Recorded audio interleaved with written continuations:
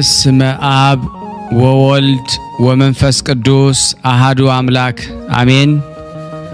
በክርስቶስ ክርስቲያን በወልድ ውሉድ በመንፈስ ቅዱስ መንፈሳውያን የተባላችሁ የክርስቶስ ቤተሰቦች የእናታችን የቅድስት ድንግል ማርያም የአስራት በኩራት ልጆች ሁላችሁም በያላችሁበት በወደደን ባፈቀረን በጌታችን በመድኃኒታችን በኢየሱስ ክርስቶስ ፍጹም ሰላምታ ሰላም ልላችሁ ወዳለሁ። ከእድሜያችን ይሄንን ቀን ሰዓት ደቂቃ ባርኮ ቀድሶ እግዚአብሔር ለዚህ ለተቀደሰ ቀን አድርሶናልና ለቅድስት ሥላሴ ክብር ምስጋና ይግባው። አትለይምና እናቱ እናታችን ወላዲተ አምላክ እመብዙሃን ለስም አጠራሯ ክብር ምስጋና ይድረሳት። እንኳን ለአማኑኤል መታሰቢያ ክብረ በዓል በሰላምና በጤና አደረሰን አደረሳችሁ። ሙሉ ቅዱሳን ሰማዕታት፣ ደናግል፣ መነኮሳያን መታሰቢያ ክብረ በዓል በሰላምና በጤና አደረሰን አደረሳችሁ። ቅዱሳን ዝክር ተከታታዮች ቤተሰብ ሁላችሁንም በመግቢያው ላይ ፍጹም በሆነው በክርስቶስ ሰላምታ እንዳቀረብኩላችሁ ይሄንን ገድል ድርሳናት ስንክሳር የምትሰሙ በድጋሚ እንዳትረሱ ሁልጊዜም አንድ ብርጭቆ ውሃ በማዘጋጀት ይሄንን ገድል አምናችሁ ጸልያችሁ ሰምታችሁ በጽሞና ብትጠጡት ከያዛችሁ ደዌ ትፈወሳላችሁ። ብትጠመቁት ከያዛችሁ ከአጋንንት ስራት ትፈታላችሁ። እንደዚሁም በቤታችሁ የተለያየ መንፈስ ቢላክ ወይም ተልኮም ከሆነ ካለም የምትፈትሹበት የምታባረሩበት የምትጠበቁበት ስለሆነ ሁላችሁም ይሄን እንድታደርጉ በቅዱሳኑ ስም ጠይቀብላችሁ እጅግ በጣም ደስ እያለኝና እየበረታው ሲሆን እናንተም ደግሞ በእውነት እንድታበረቱኝ ስለምፈልግ ለሁሉም ምእመናን ሼር በማድረግ ራሳችሁም ላይክ በማድረግ መልካም የሆነውን አስተያየታችሁን በመጻፍ እንደዚሁም ደግሞ ሰብስክራይብ በማድረግ እንድታግዙኝ በእውነት ሁላችሁንም እጠይቃለሁ። የቅዱሳን መታሰቢያ ለበረከት ስለሆነ አንድም ከሕይወታቸው አንድም እግዚአብሔር ከሰጣቸው ቃል ኪዳን በረከት ስለምናገኝበት ይሄንን ሁላችሁም እንድታደርጉ በቅዱስ እግዚአብሔር ስም ጠይቃችኋል። በሶስተኛ እንግዲህ አገልግሎታችንን እንድትደግፉልን በተለይ ቴንኪዩ የሚለውን ባተን ስትጫኑ እንግዲህ አገልግሎቱን መደገፍ የምትፈልጉትን ያክል እንድትረዱ ይጠይቃልና በዚሁ አጋጣሚ ብዙ መስራት የምፈልጋቸው ነገሮች ስላሉ በዚህ መልኩ እንድታግዙን ሁላችሁንም ጠይቃለሁ። ለላካችሁልኝ ሁሉ በጣም አመሰግናለሁ። የተወደዳችሁና የተከበራችሁ የቅዱሳን ዝክር ቤተሰብ የሆናችሁ ሁላችሁም ይህን ፕሮግራም የምትከታተሉ በቅድስት ሥላሴ ስም ሁላችሁም ሼር በማድረግ ላይክ በማድረግ የአምላክን ቃል ለታመሙት ለተጨነቁት ነፍሳት ሁሉ ይጽናኑበት ከደዌያቸው ይፈወሱበት ዘንድ ሼር ታረጉ ዘንድ በቅዱስ አማኑኤል ስም ሁላችሁንም አጥብቄ ለምናችኋለሁ። ከዚህ በመቀጠል ተአምረ ኢየሱስን አነብላችኋለሁ። ጌታ ኢየሱስ ክርስቶስ በእውነት ለሚጠራው ስሙ ከማር ከወተት ይልቅ የጣፈጠ ነው። ጌታ ኢየሱስ ክርስቶስ አምኖ ለሚቀበለው የሕይወት ህብስት ነው። ጌታ ኢየሱስ ክርስቶስ በእውነት ለሚጠጣው የሕይወት መጠጥ ነው። እንዲሁ ነው ደቀ መዛሙርቱ ጉባኤ አንድነታቸው ይባርኩ ዘንድ በስልጣኑ ጋሻ መከታነት ጠላታችንን ዲያብሎስን ያጥፋው። ጌታ ኢየሱስ ክርስቶስ በዕለተ ስቅለት ከተገረፈው የግርፋቱ ቁስሎች ጋራ የሞቱ መስቀል የወይን ምንጭ የሚሆን ጎኑ ቅዱስ ቁርባን የሚሆን ስጋው በፊቱ ሆነው በክብር የተሸለሙ አገልጋዮች ለምሳ በተጠሩ ጊዜ ወደ ሙሽራው ድንኳን ያግባን። አሜን። በቀራንዮ የተሰዋ የእግዚአብሔር በግ ኢየሱስ ክርስቶስ ሆይ ከተወራረደው ስጋ እንመገባለን። ከጎንህም ምንጭ ከተቀዳው ደም ጠጥተን እንረካለን። ደም ግባትህን ለማየት እንመኛለን። አቤቱ በሱራፌ የምስጋና ጽዋ ልመናችን መላ ማህያዊ በሚሆን የተቀበልከው መከራ ቁስል ነፍሳችንን ፈውስ። አሜን። በቀራንዮ የተሰዋ የእግዚአብሔር ንጹሕ በግ ኢየሱስ ክርስቶስ ሆይ ስጋህን በልተን እንጠግባለን፣ ደምህን ጠጥተን ጽማ ነፍሳችንን እናስወግዳለን። ሥላሴን የማያምንና ከድንግል ማርያም ያልተወለደም የሚል አይሁድ ከሃዲ ቢኖር ግን እንደ ተራበ ውሻ አገር ለአገር ሲንከራተት ይኑር። አሜን። አንድ አምላክ በሚሆን በአብ በወልድ በመንፈስ ቅዱስ ስም በእውነት አምነን ጌታችን አምላካችን መድኃኒታችን ኢየሱስ ክርስቶስ ያደረገው ተአምር ልዑል እግዚአብሔርን ረዳት በማድረግ ለማንበብ እንጀምራለን። ይቅርታው ቸርነቱ ለዘላለሙ በእውነት ለሁላችን ይደረግልንና እግዚአብሔር አምላክም ከአራቱ ባህሪያት በአርአያውና በአምሳሉ አዳምን የፈጠረው የሕይወት እስትንፋስንም እፍ አለበትና ሰው ሕያዊት ነፍስ ያለበት ሆነ። በዚያን እግዚአብሔር ከኤዶን በስተ ምስራቅ የተክል ቦታ አዘጋጀና የፈጠረው አዳምን በዚያ አስቀመጠው። እግዚአብሔር አምላክም የፈጠራቸውን የዱር አራዊትና እንስሳትን የሰማይ ወፎችንም ሁሉ ስም ያወጣላቸው ዘንድ ወደ አዳም አመጣቸው። አዳምም ለእያንዳንዳቸው ስም አወጣላቸው። ስማቸውንም እስከ ዛሬ ድረስ እሱ እንደሰየማቸው ሆነ።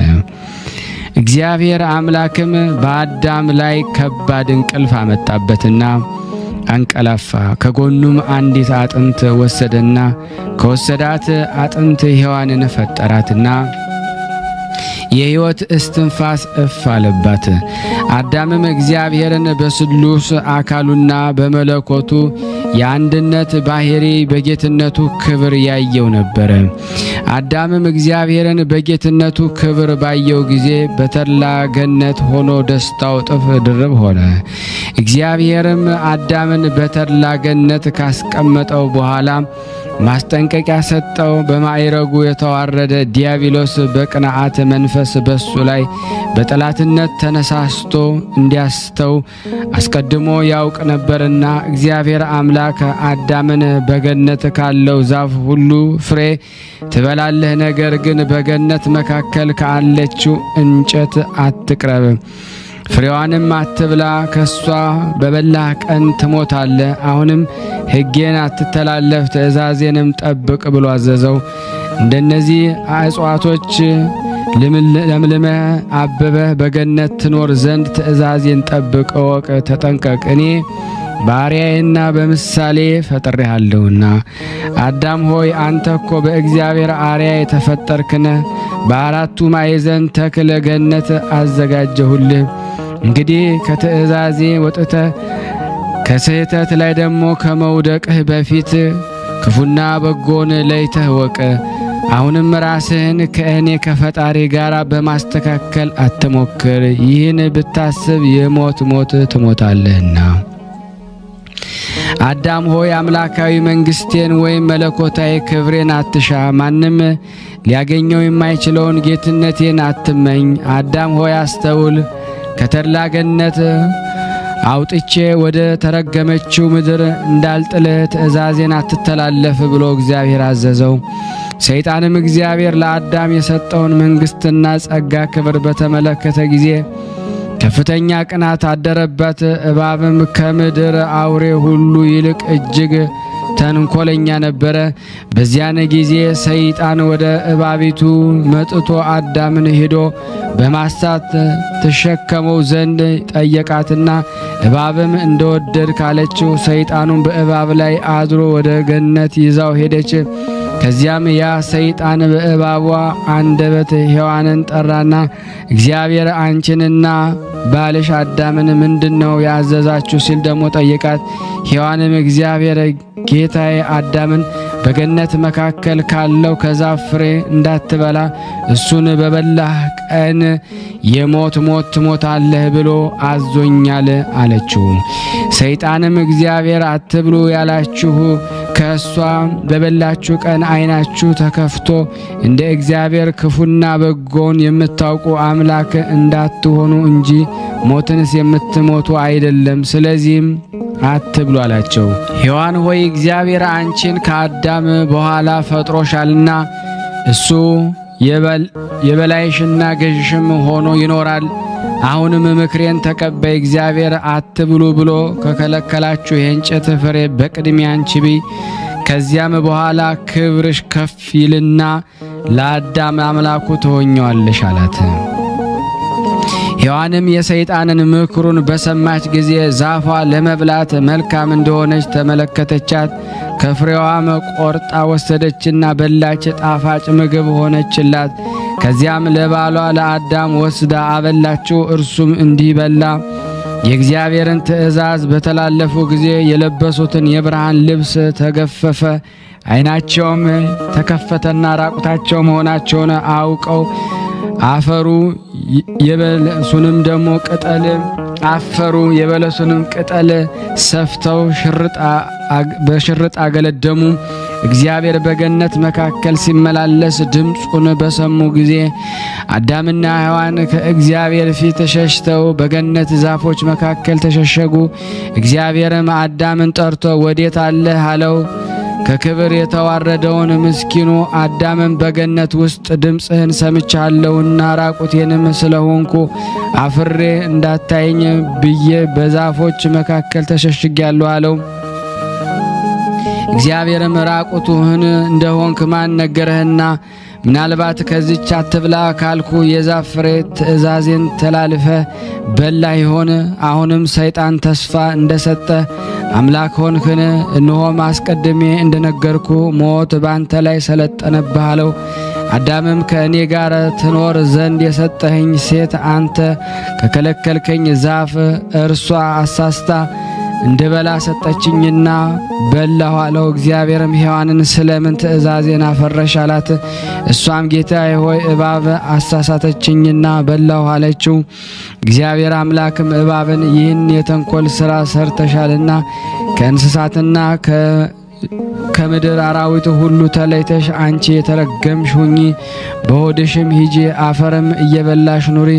በአንቺና በሔዋን በዘርሽና በዘሯ መካከል ብርቱ ጠላትነት ይሁን። ልጆቻቸውም ራስሽን ደሞ ይቀጠቅጡሻል፣ አንቺም እየጠበቅሽ ሸኮናቸውን ትነክሻለሽ አላት። ከዚያን እግዚአብሔር ሔዋንን ከአዳም በላይ ለመሆን እንደፈለግሽ ሁሉ እንዲሁ ከሱ በታች ሁኚ፣ እሱም ይግዛሽ፣ በጭንቅ በመከራ ውለጂ፣ ከወለድሽ በኋላ ፍቃድሽ ወደ ባልሽ ይመለሳላት። እንዲህም እግዚአብሔር አዳምን የሚስትህን ቃል ሰምተህ እንዳትበላ ካዘዝኩ ዛፍ በልተሃልና ስለዚህ በአንተ የተነሳ ምድር የተረገመች ትሁን፣ እሾህና አሜከላም ታብቅልብህ። አንተ መሬት ነህና ወደ መሬትና እስክትመለስ ድረስ ወጥተህ ወርደህ ላብህን እንጠብጥበህ ወዝህን አፍሰ እስከ ሕይወት ፍጻሜ ድረስ እንጀራህን ትበላለህ አለው። እግዚአብሔርም አዳም የተገኘባትን መሬት እያረሰ ይኖር ዘንድ አዳምና ሔዋንን ከገነት አስወጥቶ ሰደዳቸው። ዳግመኛም አዳም የሕይወት ዛፍ በልቶ ለዘላለም ሕያው ሆኖ እንዳይኖር የገነት በር የምትገለባበት የእሳት ሰይፍ አስይዞ በኪሩብ መልአክ አስጠበቃት። ይቅርታው ቸርነቱ በእኔና በእናንተ በሁላችን በሕዝበ ክርስቲያን ላይ ጸንቶ በእውነት ለዘላለሙ ይኑር አሜን።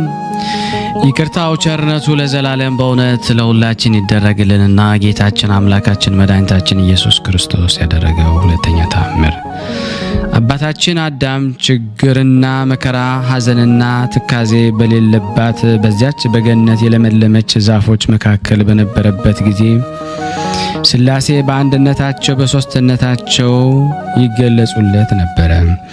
በኋላ ግን አዳምና ሔዋንም ከገነት ወጥተው ደብረ ቅዱስ ወደ ተባለ ቦታ ተሰደዱ።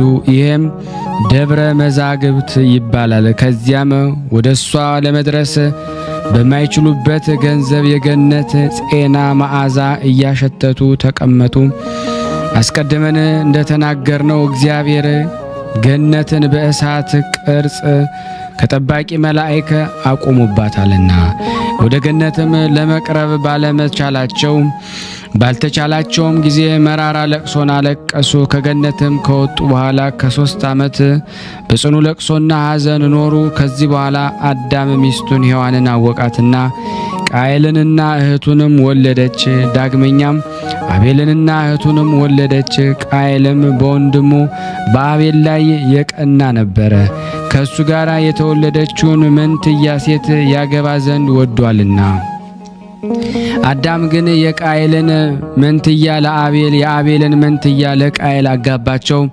እሱ አዳም ዕለት ጽንሰ ዕለት ልደት ያገኛቸውን እህትና ወንድም ሊያጋባቸው አልፈለገም ነበርና። እንግዲህ የቃየል ጸቡ ከወንድሙ ጋር ምክንያቱ ይህ ነበረ። ዳግመኛም ቃየል ከምድር ፍሬ ለእግዚአብሔር መስዋዕት አቀረበ።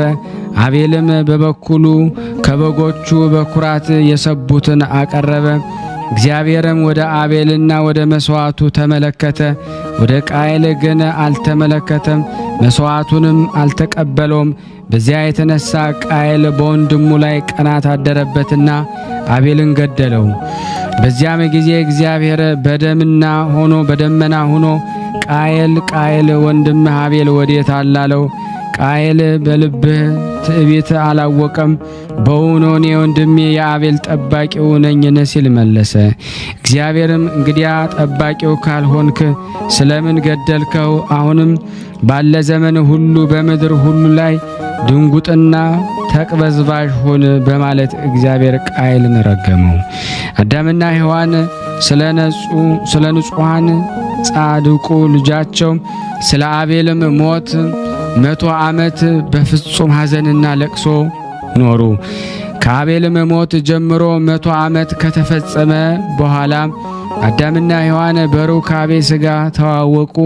እግዚአብሔር ከ8ቱ ቤተሰቦቹ ጋር ከማየ አህያው ያድነው ከኖህ ዘር ንጹሐን አባቶች እስከ ተወለዱ ድረስ ልጅ በመዋለድ ተባዙ። አብርሃምም ከማየ አህይ መዝነው በኋላ ላሉ ቅዱሳን አባቶች ተቀዳሚያቸው ነበረ፣ እግዚአብሔር ወዳጁ አድርጎታልና። ከዚያም የይስሐቅና የያዕቆብ ዘር በዛ። ትውልዳቸውም በረከተ 5 ቀን ተኩል እስኪፈጸም ድረስ እግዚአብሔር አዳምን ከገነት ባወጣባት ሰዓት በተረገመችው ምድር ኑሮህን ትኖራለህ ብሎ ነግሮት ነበርና 5 ቀን ተኩል የተባለውም ትርጉሙ 5500 ዘመን ማለት ነው። አዳም ከገነት ከወጣ በኋላ እኒህ ዓመታት በተፈጸሙ ጊዜ የዓለም ሁሉ መድኃኒት የሚሆን የመምጫው ደግሞ ሰዓት ቀረበ። ይቅርባይ የሚሆን የእግዚአብሔር ትተው በጣዖት የሚያመልኩትንና የሰይጣንን ተገዥ የሆኑትን ሁሉ ሊያድናቸው ወዷልና።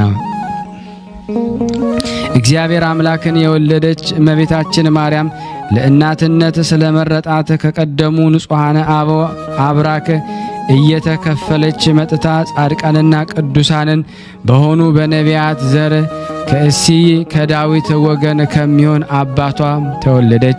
ይቅርታው ቸርነቱ በእኔና በእናንተ በሁላችን በሕዝበ ክርስቲያን ላይ ጸንቶ በእውነት ለዘላለሙ ይኑር አሜን። ይቅርታው ቸርነቱ ለዘላለሙ በእውነት በሁላችን ላይ ይደረግልንና አምላካችን መድኃኒታችን ኢየሱስ ክርስቶስ ለሶስተኛ ጊዜ ያደረገው ተአምር ይህ ነው። አምላክን የወለደች በድንጋሌ ሥጋ በድንጋሌ ነፍስ የጸናች ክብርት እመቤታችን በተወለደች በ3 ዓመቷ እግዚአብሔርን ታገለግለው ዘንድ አባትና እናቷ ወደ ቤተ መቅደስ አስገቧት። ከዚያም በመንፈስ ቅዱስ ሞግዚትነት በቅድስት ቅዱሳን ተቀመጠች። መጠነ አንስት ባደረሰች ጊዜም የገሊላ አውራጃ የሚሆን በናዝሬት በሽማግሌው በዮሴፍ እጅ አስጠበቋት። ከዚያም እግዚአብሔር ለዚህ ክብር የመረጠውን የመላእክት አለቃ ቅዱስ ገብርኤልን በናዝሬት ሀገር የምትኖር ወደ ኢያቄም ልጅ ሂድና ማደሪያ ትሆነኝ ዘንድ እሷን እንደመረጥኩ የምስራች ንገራት ብሎ አዘዘው። ገብርኤልም 6ኛው ወር አምላክን የወለደች በድንጋሌ ሥጋ በድንጋሌ ነፍስ የጸናች ወደ ክብርት እመቤታችን ሄደና በፊቷም ቆመ። እግዚአብሔር ከአንቺ ጋር ነውና ሰላምታ ይገባሻል፣ ከሴቶች ሁሉ ተለይተሽ አንቺ የተባረክሽ ነሽ አላት። ዳግመኛም ከዘመዶቿ ወገን የሆነች ኤልሳቤጥ በመጥምቁ ዮሐንስ መወለድ የጸነሰች መሆኗን ስለነገራት አምላክን የወለደች በድንጋሌ ሥጋ በድንጋሌ ነፍስ የጸናች ክብርት እመቤታችን ከፍተኛ አድናቆት አደረባት። በዚህም የተነሳ በእግዚአብሔር ፍቃድ እንደ ቃልህ ይደረግልኝ አለችው። እግዚአብሔርም ከእመቤታችን ዘንድ ወደ ሰማያዊ ማዕረጉ ተመለሰ። አምላክን የወለደች በድንጋሌ ሥጋ በድንጋሌ ነፍስ የጸናች ክብርት እመቤታችን የገብርኤልን ሰላምታ ሰማችበት ቀን ጀምሮ ጽንሷ ከዕለት ወደ ዕለት እያደገ ሄደ። የመንፈስ ቅዱስ ጸጋም በእሷ ላይ አደረ። የኢያቄምና የሐና ልጅ የድንግል ማርያም የመጸነሷ ዜና በእስራኤል ማህበር ሁሉ ዘንድ ተሰማ። ይህንንም ለካህናት ነገሯቸው። በመካከላቸው ክርክር ተነሳና ማየ ዘለፋ ትጠጣ ብለው ደግሞ ወሰኑ።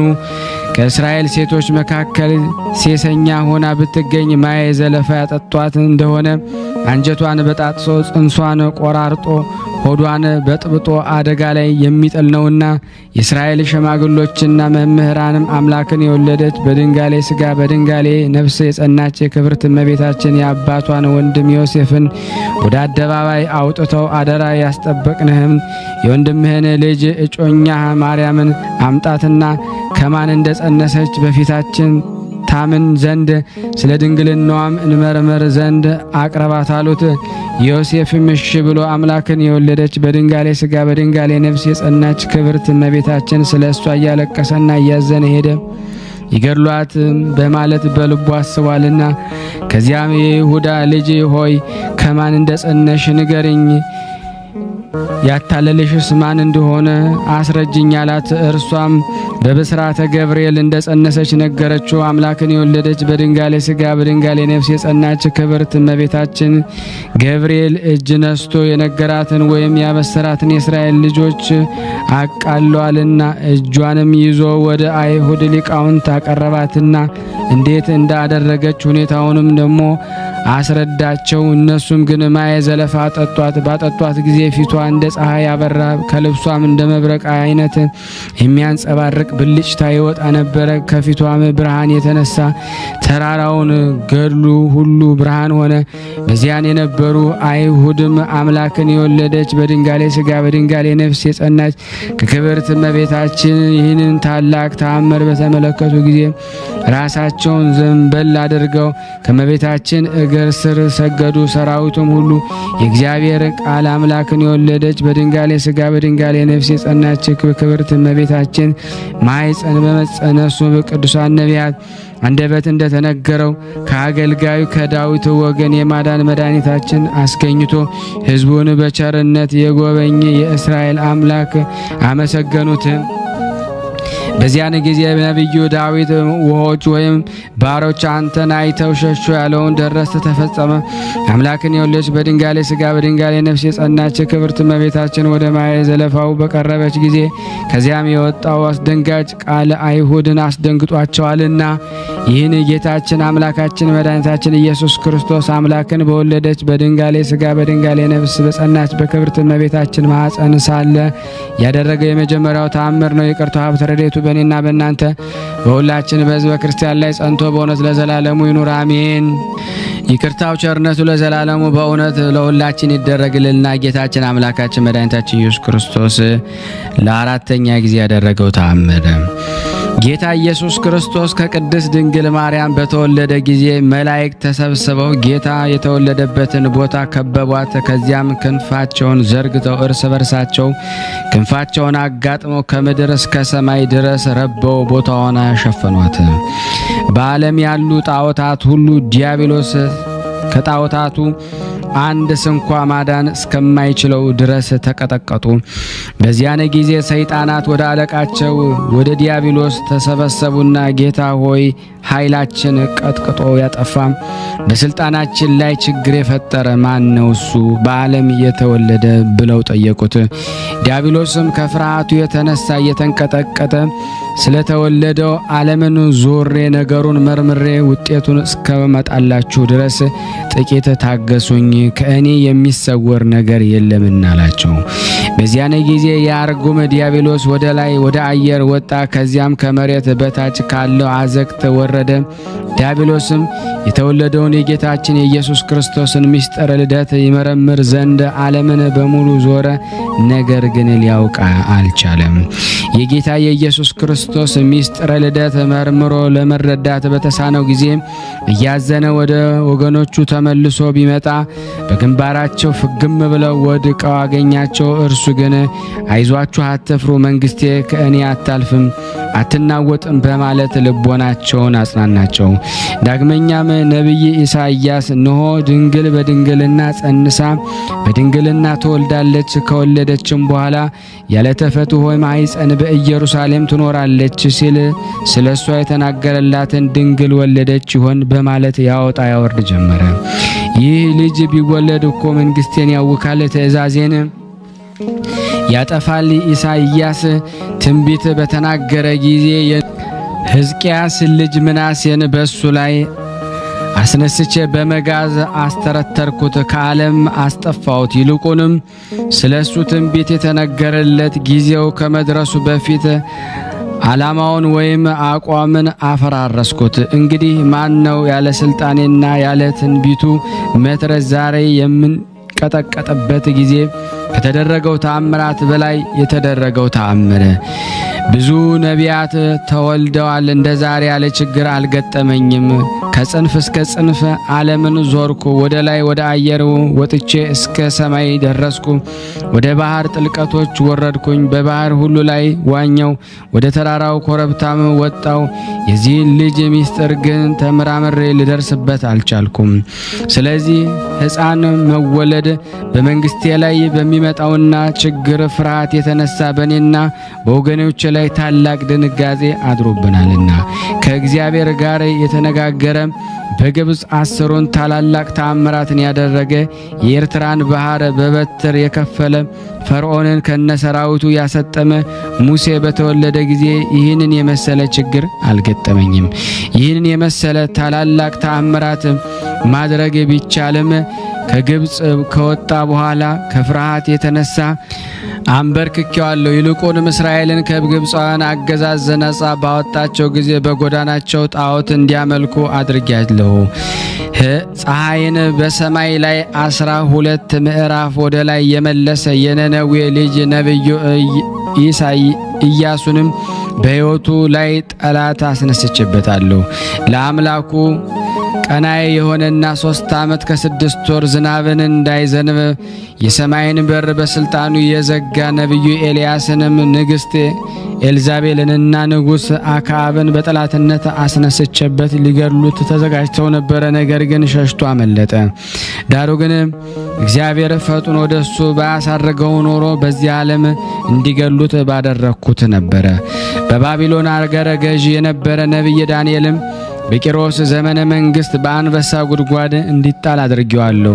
እንዲሁም ናቡከደነጾር ላቆመው የጣዖት ምስል 3 ደቂቅ አንሰግድም ባሉ ጊዜ በእሳት ጉድጓድም እንዲጣሉ አድርጌያለሁ። ፍጹም ትሕትና ያለው በእኔ ጎዳና ያልሄደ ኢዮብንም ባለ ዘመኑ ሁሉ እንደሱ የተዋረደ አስከሌለ ድረስ ገንዘቡን አጠፋሁበት፣ ልጆቹን ገደልኩበት። ይልቁንም እሱን ራሱን መላ ሰውነቱን በቁስል ቀሰፍኩት። በዚህም እኔ ስለተፈታተንኩትና እሱም ስለተፈታተነኝ የተጋድሎውን ዜና በዓለም ሁሉ ተሰምቶ ሲነገር ይኖራል። ይልቁንም ነቢይ በልደታቸው ሰዓት ወይም በትንቢታቸው ወራት እንዲሁም በግዛታቸው ዘመን ከሰማያዊ ማዕረጌ ተዋርጄ ዛሬ እንዳገኘኝ ያለ ኀፍረትና ሐሳር አግኝቶኝ አያውቅም እያለ ዲያብሎስ ተርበተበተ። ይቅርታው ቸርነቱ በእኔና በእናንተ በሁላችን በሕዝበ ክርስቲያን ላይ ጸንቶ ለዘላለሙ ይኑር አሜን። ይቅርታው ቸርነቱ ይደረግልና ጌታችን አምላካችን መድኃኒታችን ኢየሱስ ክርስቶስ ያደረገው አምስተኛ ተአምር። ጌታ ኢየሱስ ክርስቶስ በተወለደ በዚያን ዘመን ዲያብሎስ ስለዚህ ስለተወለደው ሕፃን ታሪክ ማን ያስረዳኛል? በእርሱ መወለድ የተነሳ ከፍተኛ ውርደት አግኝቻለሁና አለ። ዓለምን ሁሉ ዞርኩ፣ ነገር ግን ስለ እርሱ ታሪክ የሚነግረኝ አላገኘሁም። የዳዊት አገር የምትሆን ከቤተልሔም በስተቀር ያልደረስኩበት አገር የለም። በእውነት ነቢያት ስለ እሱ የተነበዩለት ይህ ሕፃን በዚያ ተወልዶ ከሆነ መንግስቴን እንደሚቀማኝ አልጠራጠርም። አሁንም ወገኖች ሆይኑ ወደ ቤተልሔም እንሂድና ሕፃኑ በእሷ ተወልዶ እንደሆነ እንጠይቅ፣ እንረዳ። ሰራዊታችንና አዘጋጅተን መንግስታችንን እጅ እስክናደርግ ድረስ የሚጠብቁትንና መላእክት እንዋጋቸዋለን። ከዚያም የዲያብሎስን ሰራዊት ከጌታቸውን ዙፋን በደመና ላይ ደግሞ አዘጋጁና አለቆቹን ዲያብሎስን ተሸክመው ከመላእክት ጋር ይዋጉ ዘንድ ወደ ቤተልሔም ተጓዙ። ከዚያም ሕፃኑ ኢየሱስ ያለባትን ቦታ መላእክት ከምድር እስከ ሰማይ ክንፍ ለክንፍ ተያይዘው ከበዋት ነበርና ገና ከሩቅ ሳሉ በተመለከቱ ጊዜ ዲያብሎስ ወይም ከሰራዊቱ አንዱ ስንኳ ወደ ቤተልሔም ሊቀርቡ አልተቻላቸውም። ይልቁንም ሕፃኑ ኢየሱስ ካለበት ቦታ በድፍረት አንቀርብም ባሉ ጊዜ የመላእክት አክናፍ እንደ መብረቅ ያለ የእሳት ፍላጻ እየተወረወረ ይነድፋቸው ጀመረ። ዲያብሎስም ከሰራዊቱ ጋር እየተደነቀ ወደ ቤተልሔም ደርሼ ምናልባት ስለዚህ ታሪክ ያስረዱኝ እንደሆነ በዚያ ያሉትን እረኞችን ጠይቄ እስክመጣ ድረስ ከዚህ ጠብቁኝ በማለት ጭፍሮቹን አዘዛቸው። ይህንን ሁሉ የሆነው ጌታችን መድኃኒታችን ኢየሱስ ክርስቶስ በተወለደ ወራት ነው። ዲያብሎስም በሄደ ጊዜ እረኞችን የሰማይ መላእክት በአንድነት ሆነው በሰማይ ለእግዚአብሔር ምስጋና ይሁን፣ እነሆ በምድር ላይ ለሰው የሰላም መሰረት ተጥሏልና እያሉ ሲያመሰግኑ አገኟቸው። ደግሞ አንድ መልአክ ከእረኞቹ ጋር እየተነጋገረ እነሆ ለእናንተ ደስታ የሚሆን ምስራች ነግራችኋለሁ፣ የዓለም መድኃኒት የሚሆን ጌታ ኢየሱስ ክርስቶስ በዳዊት አገርና ከተማ ተወልዷልና፣ እነሆ ወደ ሀገር በገባችሁም ጊዜ መልእክቱን አንዲት ድንግል ልጅ ሕፃኑን በክንዷ ታቅፋ ታገኛላችሁ ብሎ ሲነግራቸው ሰማ። ዲያብሎስም ይህን ነገር በሰማ ጊዜ በግንባሩ ፍግም ብሎ ወደቀ። በዚያም ሐዘኑ በኀፍረት ወደ ወገኖቹ ተመልሶ ከእረኞቹ አስደንጋጭ ነገር ሰምቻለሁና ይህ ነገር እውነት ከሆነ ሁላችንም ጠፋን፣ አምላክ ሰው ሆኖ ከድንግል ተወልዷል ሲሉ ሰምቻለሁና አላቸው። ዳግመኛም እሱን በበደልኩት ጊዜ ከሰማያዊ ማዕረግ ያዋረደኝ የተወለደው ሕፃን በእውኑ እሱ ጌታ ፈጣሪ ይሆን? ይህንንስ ያህል መዋረድ ያዋርዳልን? አሁንም ከኢየሩሳሌምና ከቤተልሔም አደባባይ አልፈን መሄድ አለብን። የመወለዱን ነገር እርግጥ ሆኖ ከተገኘ ግን ለማለፍ የተቃረበችውን መንግስታችንን ከማለፏ በፊት ለራሳችን አስፈላጊ የሆነ ሕግ እናወጣለን አለ። በዚያም ጊዜ ጌታ ኢየሱስ ክርስቶስ የልደቱ ዘመን መቼ እንደሆነ ለማወቅ ነቢያትን መጻሕፍት ተርጓሚ የሚያውቁ ወደ አይሁድ ሊቃውንት ዘንድ ፈጥኖ ሄደ። ይጠይቃቸው እንደማይሸሽጉት ተስፋ አድርጓልና ወደ ኢየሩሳሌም ከተማ ገብቶ በአይሁድ ታላላቅ ሊቃውንት መካከል ቆሞ ስለ ክርስቶስ መወለድ ነገር አንስቶ ያስረዱት ዘንድ አጥብቆ ጠየቃቸው። እነርሱም በይሁዳ አውራጃ በምትገኝ ቤተልሔም የዓለም መድኃኒት ይወለዳል ሲሉ ነቢያት ተናግረዋል ብለው መለሱለት። ይቅርታው ቸርነቱ ለዘላለሙ በእኔና በእናንተ በሁላችን በሕዝበ ክርስቲያን ላይ ጸንቶ ለዘላለሙ ይኑር አሜን። ያለ ሐሰት ይቅርታው ቸርነቱ ለዘላለሙ በእውነት በሁላችን ይደረግልንና ጌታችን አምላካችን መድኃኒታችን ኢየሱስ ክርስቶስ ያደረገው ስድስተኛ ተአምር ዳንኤል የቀመረው የሱባኤ ተፈጽሞ ከሆነ ክርስቶስ ተወልዷል፣ አልተፈጸመ እንደሆነ ግን እስከዛሬ አልተወለደም ማለት ነው። ይህንን ያለው ዲያብሎስ ብዙ ጭንቅ በደረሰበት ጊዜ ነው። ከዚያም ሰይጣን የክርስቶስን ዜና ልደት ይጠይቁ ዘንድ የእስራኤል ሽማግሌዎች አነሳሳ።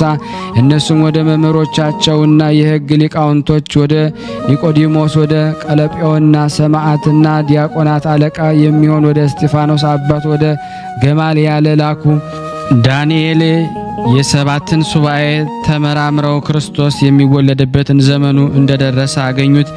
ከዚያም ኒቆዲሞስ እንዲህ አላቸው፣ ካህኑ ስምዖን ከአባቶቻችን ጋር ለንጉሡ ለበጥሊሞስ መጽሐፍትን ሲተረጉም በተሰነካከለበት ጊዜ የተናገረውን አውቃችኋልን? እሱም ነቢዩ ኢሳይያስ እንሆ ድንግል በድንግልና ጸንሳ በድንግልና ወንድ ልጅ ትወልዳለች፣ ስሙንም አማኑኤል ትለዋለች ብሎ የተናገረውን ከዕብራይስጥ ቋንቋ ወደ ጽርዕ ቋንቋ እንደተረጎመው የእግዚአብሔር መልአክ ወደ እርሱ መጥቶ ይህች ድንግል እስክትወልድ ድረስ በዚህ ዓለም በአልጋ ተጣብቀ ትኖራለ፣ ሕፃኑም በዓይነ ታያዋለ ብሎታልና አሁንም ወደ እርሱ እንሂድና ስለዚህ ነገር ጠይቀን እንረዳ። እሱ የብዙ ዘመን ሽማግሌ ነው። ኑ እንፈልገው። በሕይወቱ ካለ ክርስቶስ እንዳልተወለደ እንረዳለን። ሞቶ ከሆነ ግን እንግዲህ በኢየሱስ ክርስቶስ እንደተወለደ እናውቃለን። መልአክም ለስምዖን ጌታ ኢየሱስ ክርስቶስ ሳታየው አትሞትም ሲል መልአክ ነግሮታልና።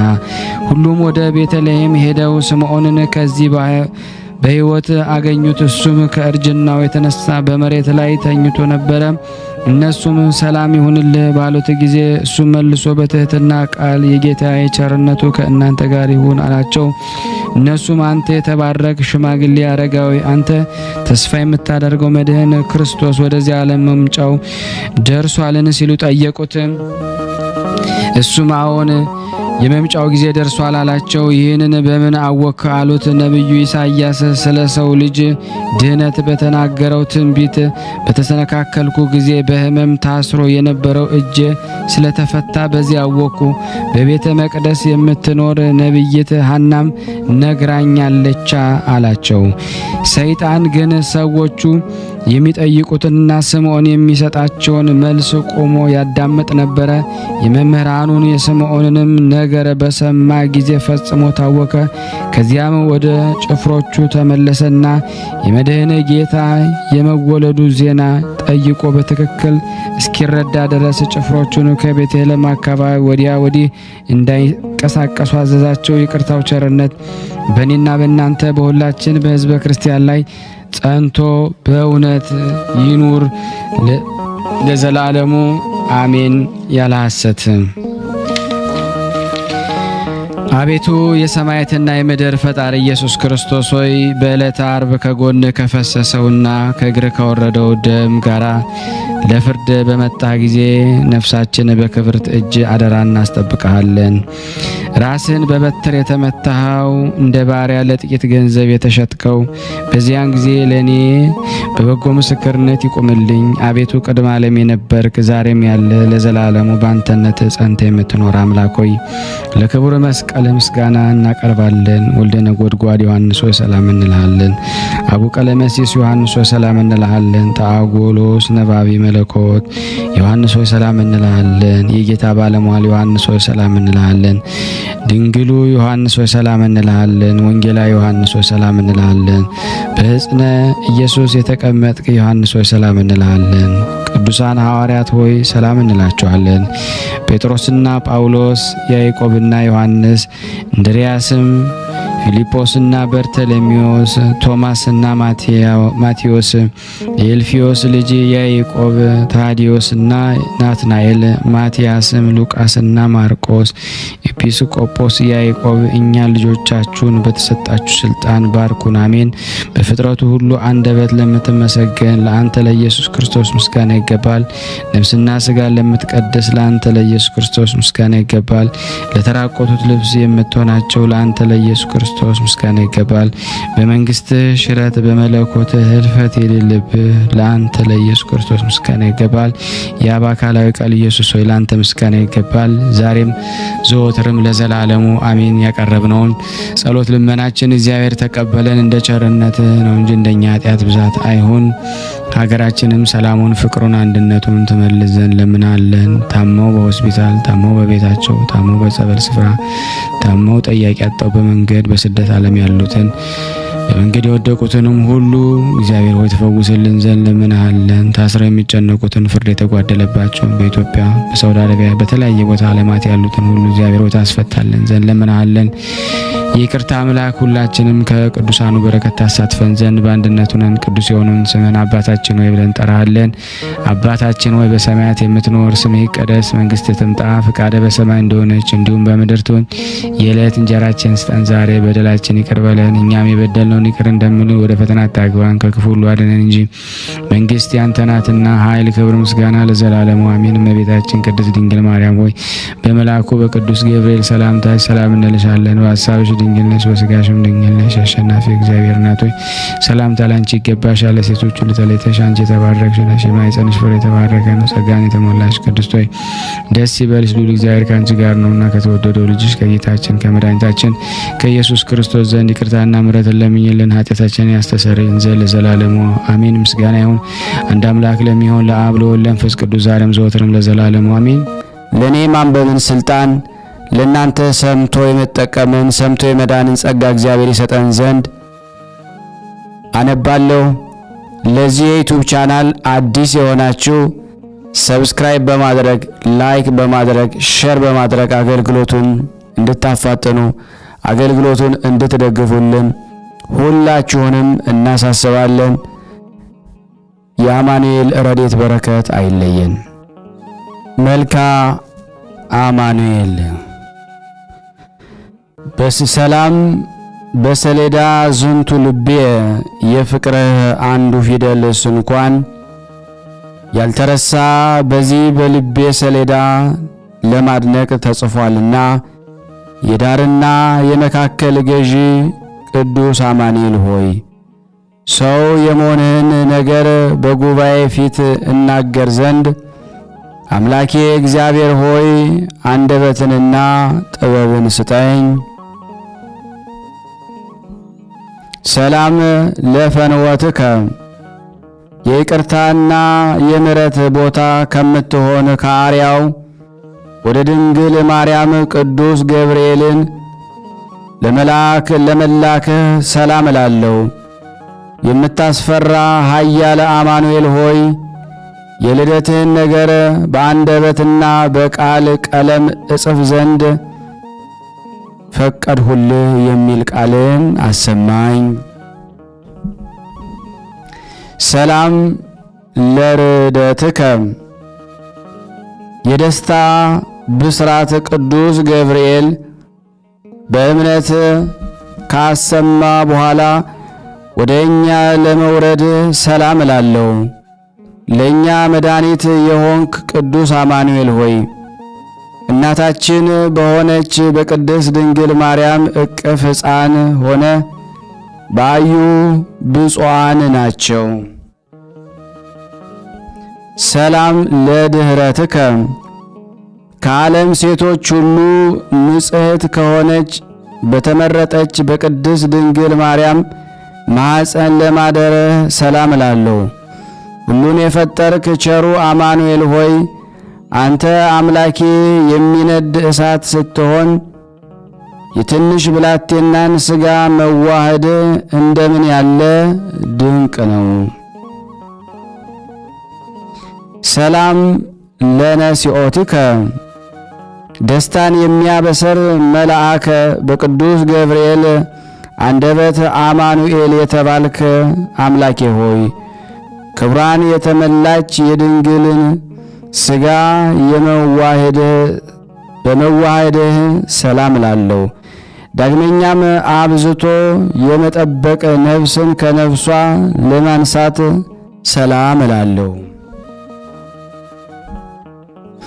ሰላም ለለቢሶትከ ቸሩ ቅዱስ አማኑኤል ሆይ የድንግል ማርያምን ሥጋ ለመልበስ ለመዋሃድህ ሰላም እላለሁ።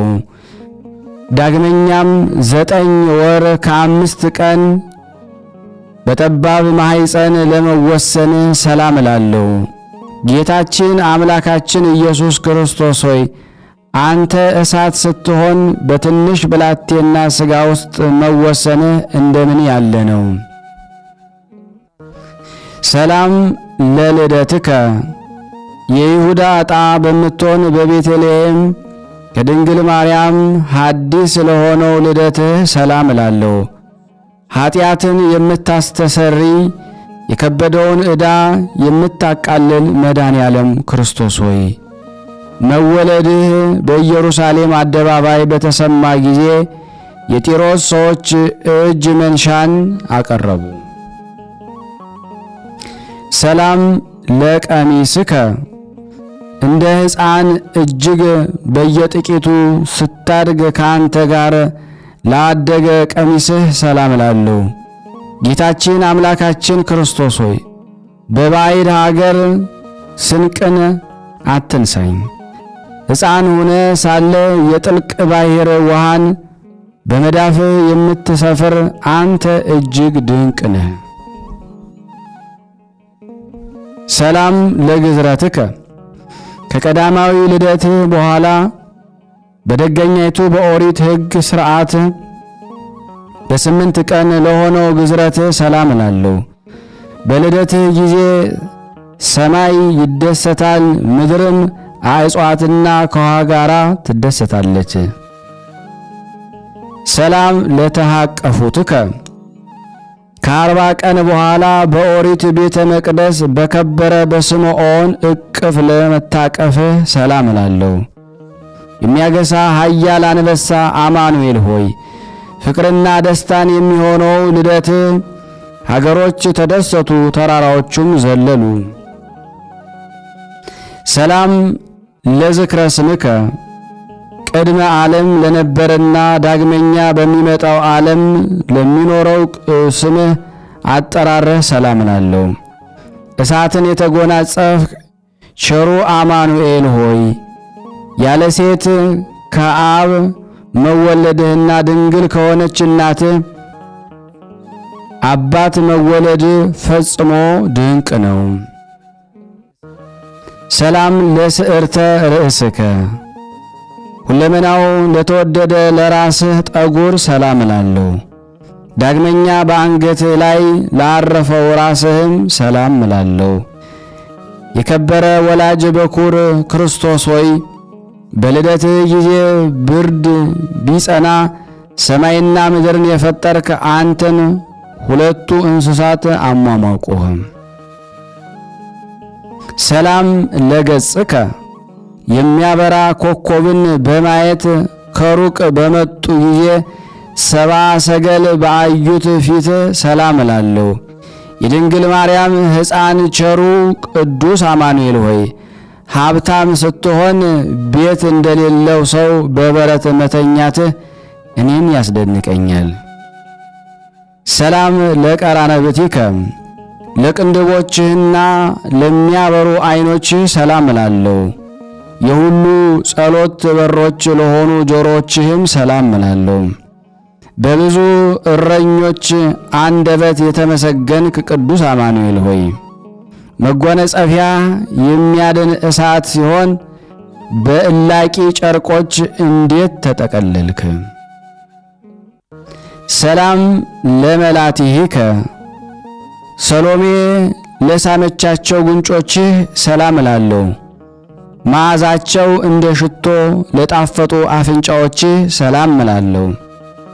የሮም ሐዋርያ ለሆነው ጳውሎስ መምህር ቸሩ ቅዱስ አማኑኤል ሆይ ፍቅር አንድነት ሳይኖረኝ ያለ ንስሐ እንዳልሞት ለእኔ ለደካማው ባሪያና ይህንን ለሚከታተሉ አደራ እላለሁ። ሰላም ለከናፍሪከ ቅዱስ አማኑኤል ሆይ ቢስሟቸው ለማይጠገቡ ከንፈሮችህ ሰላም እላለሁ። በአፍህ ለሚሰሙት እንደ ማር ነውና የአብ ቀኝ ክንዱ ቸር አማኑኤል ሆይ እንደ ሕፃን ሆነ ሳለ ያዩ ሁለት ዐይኖች ብፁዓን ናቸው። ሰላም ለአፉከ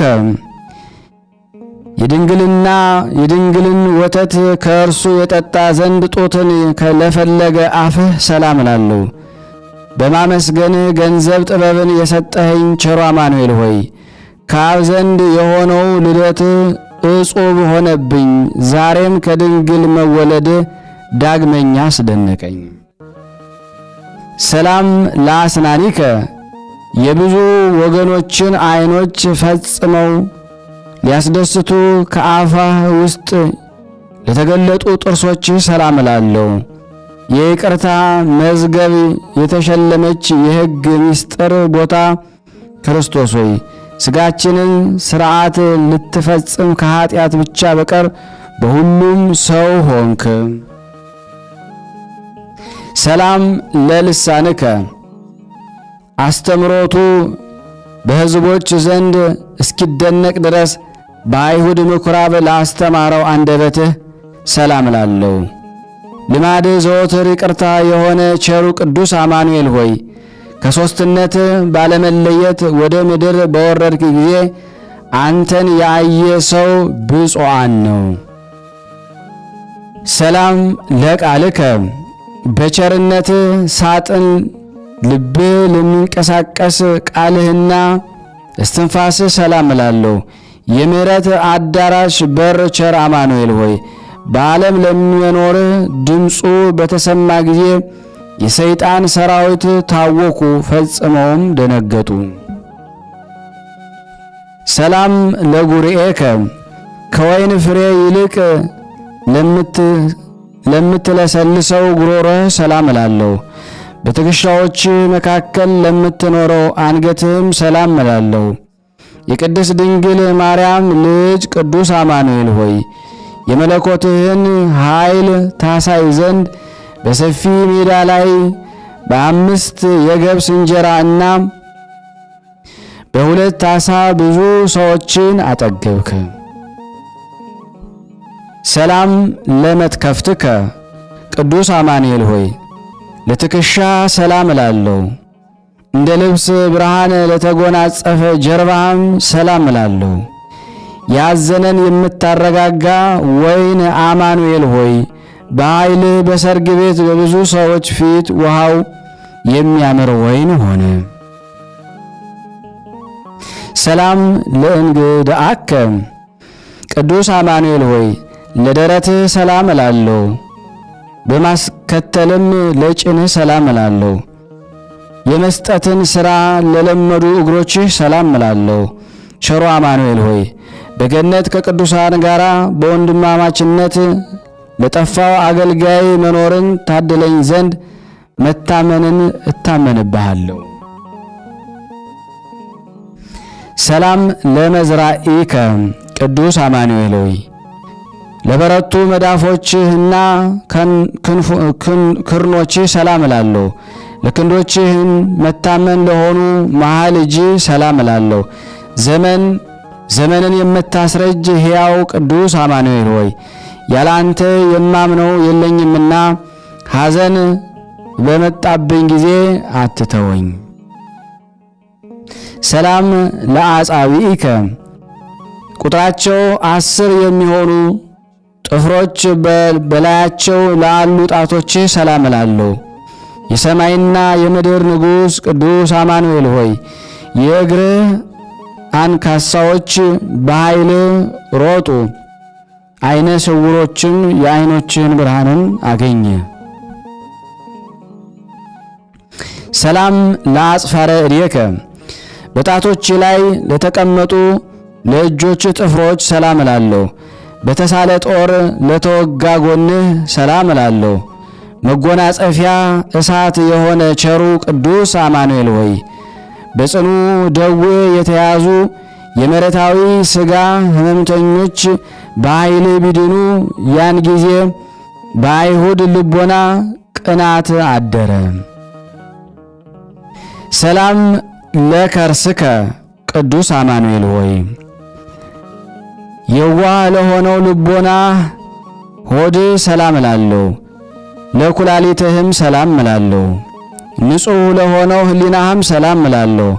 አኗኗርህ የሚያስፈራ ቸሩ አማኑኤል ሆይ ኃጢአቴ ከሰፊው ውቅያኖስ አሸዋ ቢበዛም አንተ ግን ምሕረት የበዛ ነውና ይቅር በለኝ። ሰላም ለአማኦቲከ ቅዱስ አማኑኤል ሆይ ለአንጀት ሰላም እላለሁ። ለዘላለም ለሚኖር እምብርትህም ሰላም እላለሁ። በሆድህ መካከል ላለው ለውስጥ አካልህም ሰላም እላለሁ። በላይም በታችም ያለ ቸሩ አማኑኤል ሆይ በቸርነትና በምሕረት ብዛት የእኔን የባሕርይን ኃጢአቴን ሁሉ ይቅር በለኝ። ሰላም ለሐቄከ ሁለመናውን ለአማረ ወገብ ሰላም እላለሁ። ለሚያበሩ መለኮታዊ ጭኖችህም ሰላም እላለሁ። ይቅር ባይ አማኑኤል የሚያበራ ዕንቁ አማኑኤል ሆይ ከፍ ላለች ሥልጣንህ እነሆ ፍጹም ምስጋናን በብዙ መገዛትን አቀርብልሃለሁ። ሰላም ለአብራኪከ ለበረቱ እግሮችህና ጉልበቶችህ ሰላም እላለሁ። ለተረከዞችህም ሰላም እላለሁ። ለከበሩ የእግሮች መረገጫዎች ሰላም እላለሁ። ሁሉን የምትገዛ በሁሉም የሰለጠንክ ቅዱስ አማኑኤል ሆይ ምስጋናን የሚገባው ስም አጠራር በስነ ፍጥረት አንደበት ሁሉ ለዘላለሙ የተመሰገነ ነው። ሰላም ለአጽብኢከ ቅዱስ አማኑኤል ሆይ በቁጥርና በሥራ ጊዜ 10 ለተባሉ ለሁለቱ እግሮች ጣቶች ሰላም እላለሁ። በእግዚአብሔር ፍቃድ የምትላክ ቅዱስ አማኑኤል ሆይ የዚህ ፈጽመ ትመሰገንበት ዘንድ አምላኬ ሆይ ያንተን ጸጋ እንዲሁ በከንቱ ስጠኝ። ሰላም ለአጽፋረ እግርከ ቅዱስ አማኑኤል ሆይ ለእግርህ ጥፍሮችና ለአማረ ቁመትህ ሰላም እላለሁ። ለሚያስፈራ የአምላክነት መልክህም ሰላም እላለሁ። ዓለምን ሁሉ ለፈጠረ አካላዊ ቃሉ ቅዱስ አማኑኤል ሆይ የብዙ ካህናትን ዛሬ በበዓልህ ጣዕም ባለው ዜማ እንደ መላእክት ምስጋናን አቀረቡ። ሰላም ለጸአተ ነፍስከ ቅዱስ አማኑኤል ሆይ ለነፍስ መለየት ሰላም እላለሁ። ለሥጋ በድንም በየወገኑ ሰላም እላለሁ። ለመገነዝም ሰላም እላለሁ። በጎልጎታ ለሆነው መቃብርህም ሰላም እላለሁ። የጽርሐ አርያም ደጃፍ ቸሩ አማኑኤል ሆይ በሚያስፈራ በፍርድ ቀንና በጸና መመርመርም ጊዜ ለእኛ ምሕረት መከታ ይሁንን። ሰላም ለተንሣኤከ ለጻድቃን ሕይወት ለኃጥአን ፍርድ ለሆነው ተንሣኤህ ሰላም እላለሁ።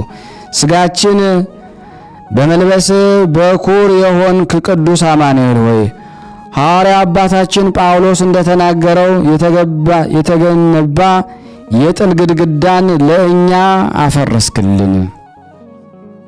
ሰላም ለዕርገትከ ራያቸው የሚያስፈራ አርባብ የተሰኙ ነገደ መላእክት እያመሰገኑ ለተከናወነው ዕርገትህና በአብ ቀኝ ለተቀመጥክ ሰላም እልሃለሁ።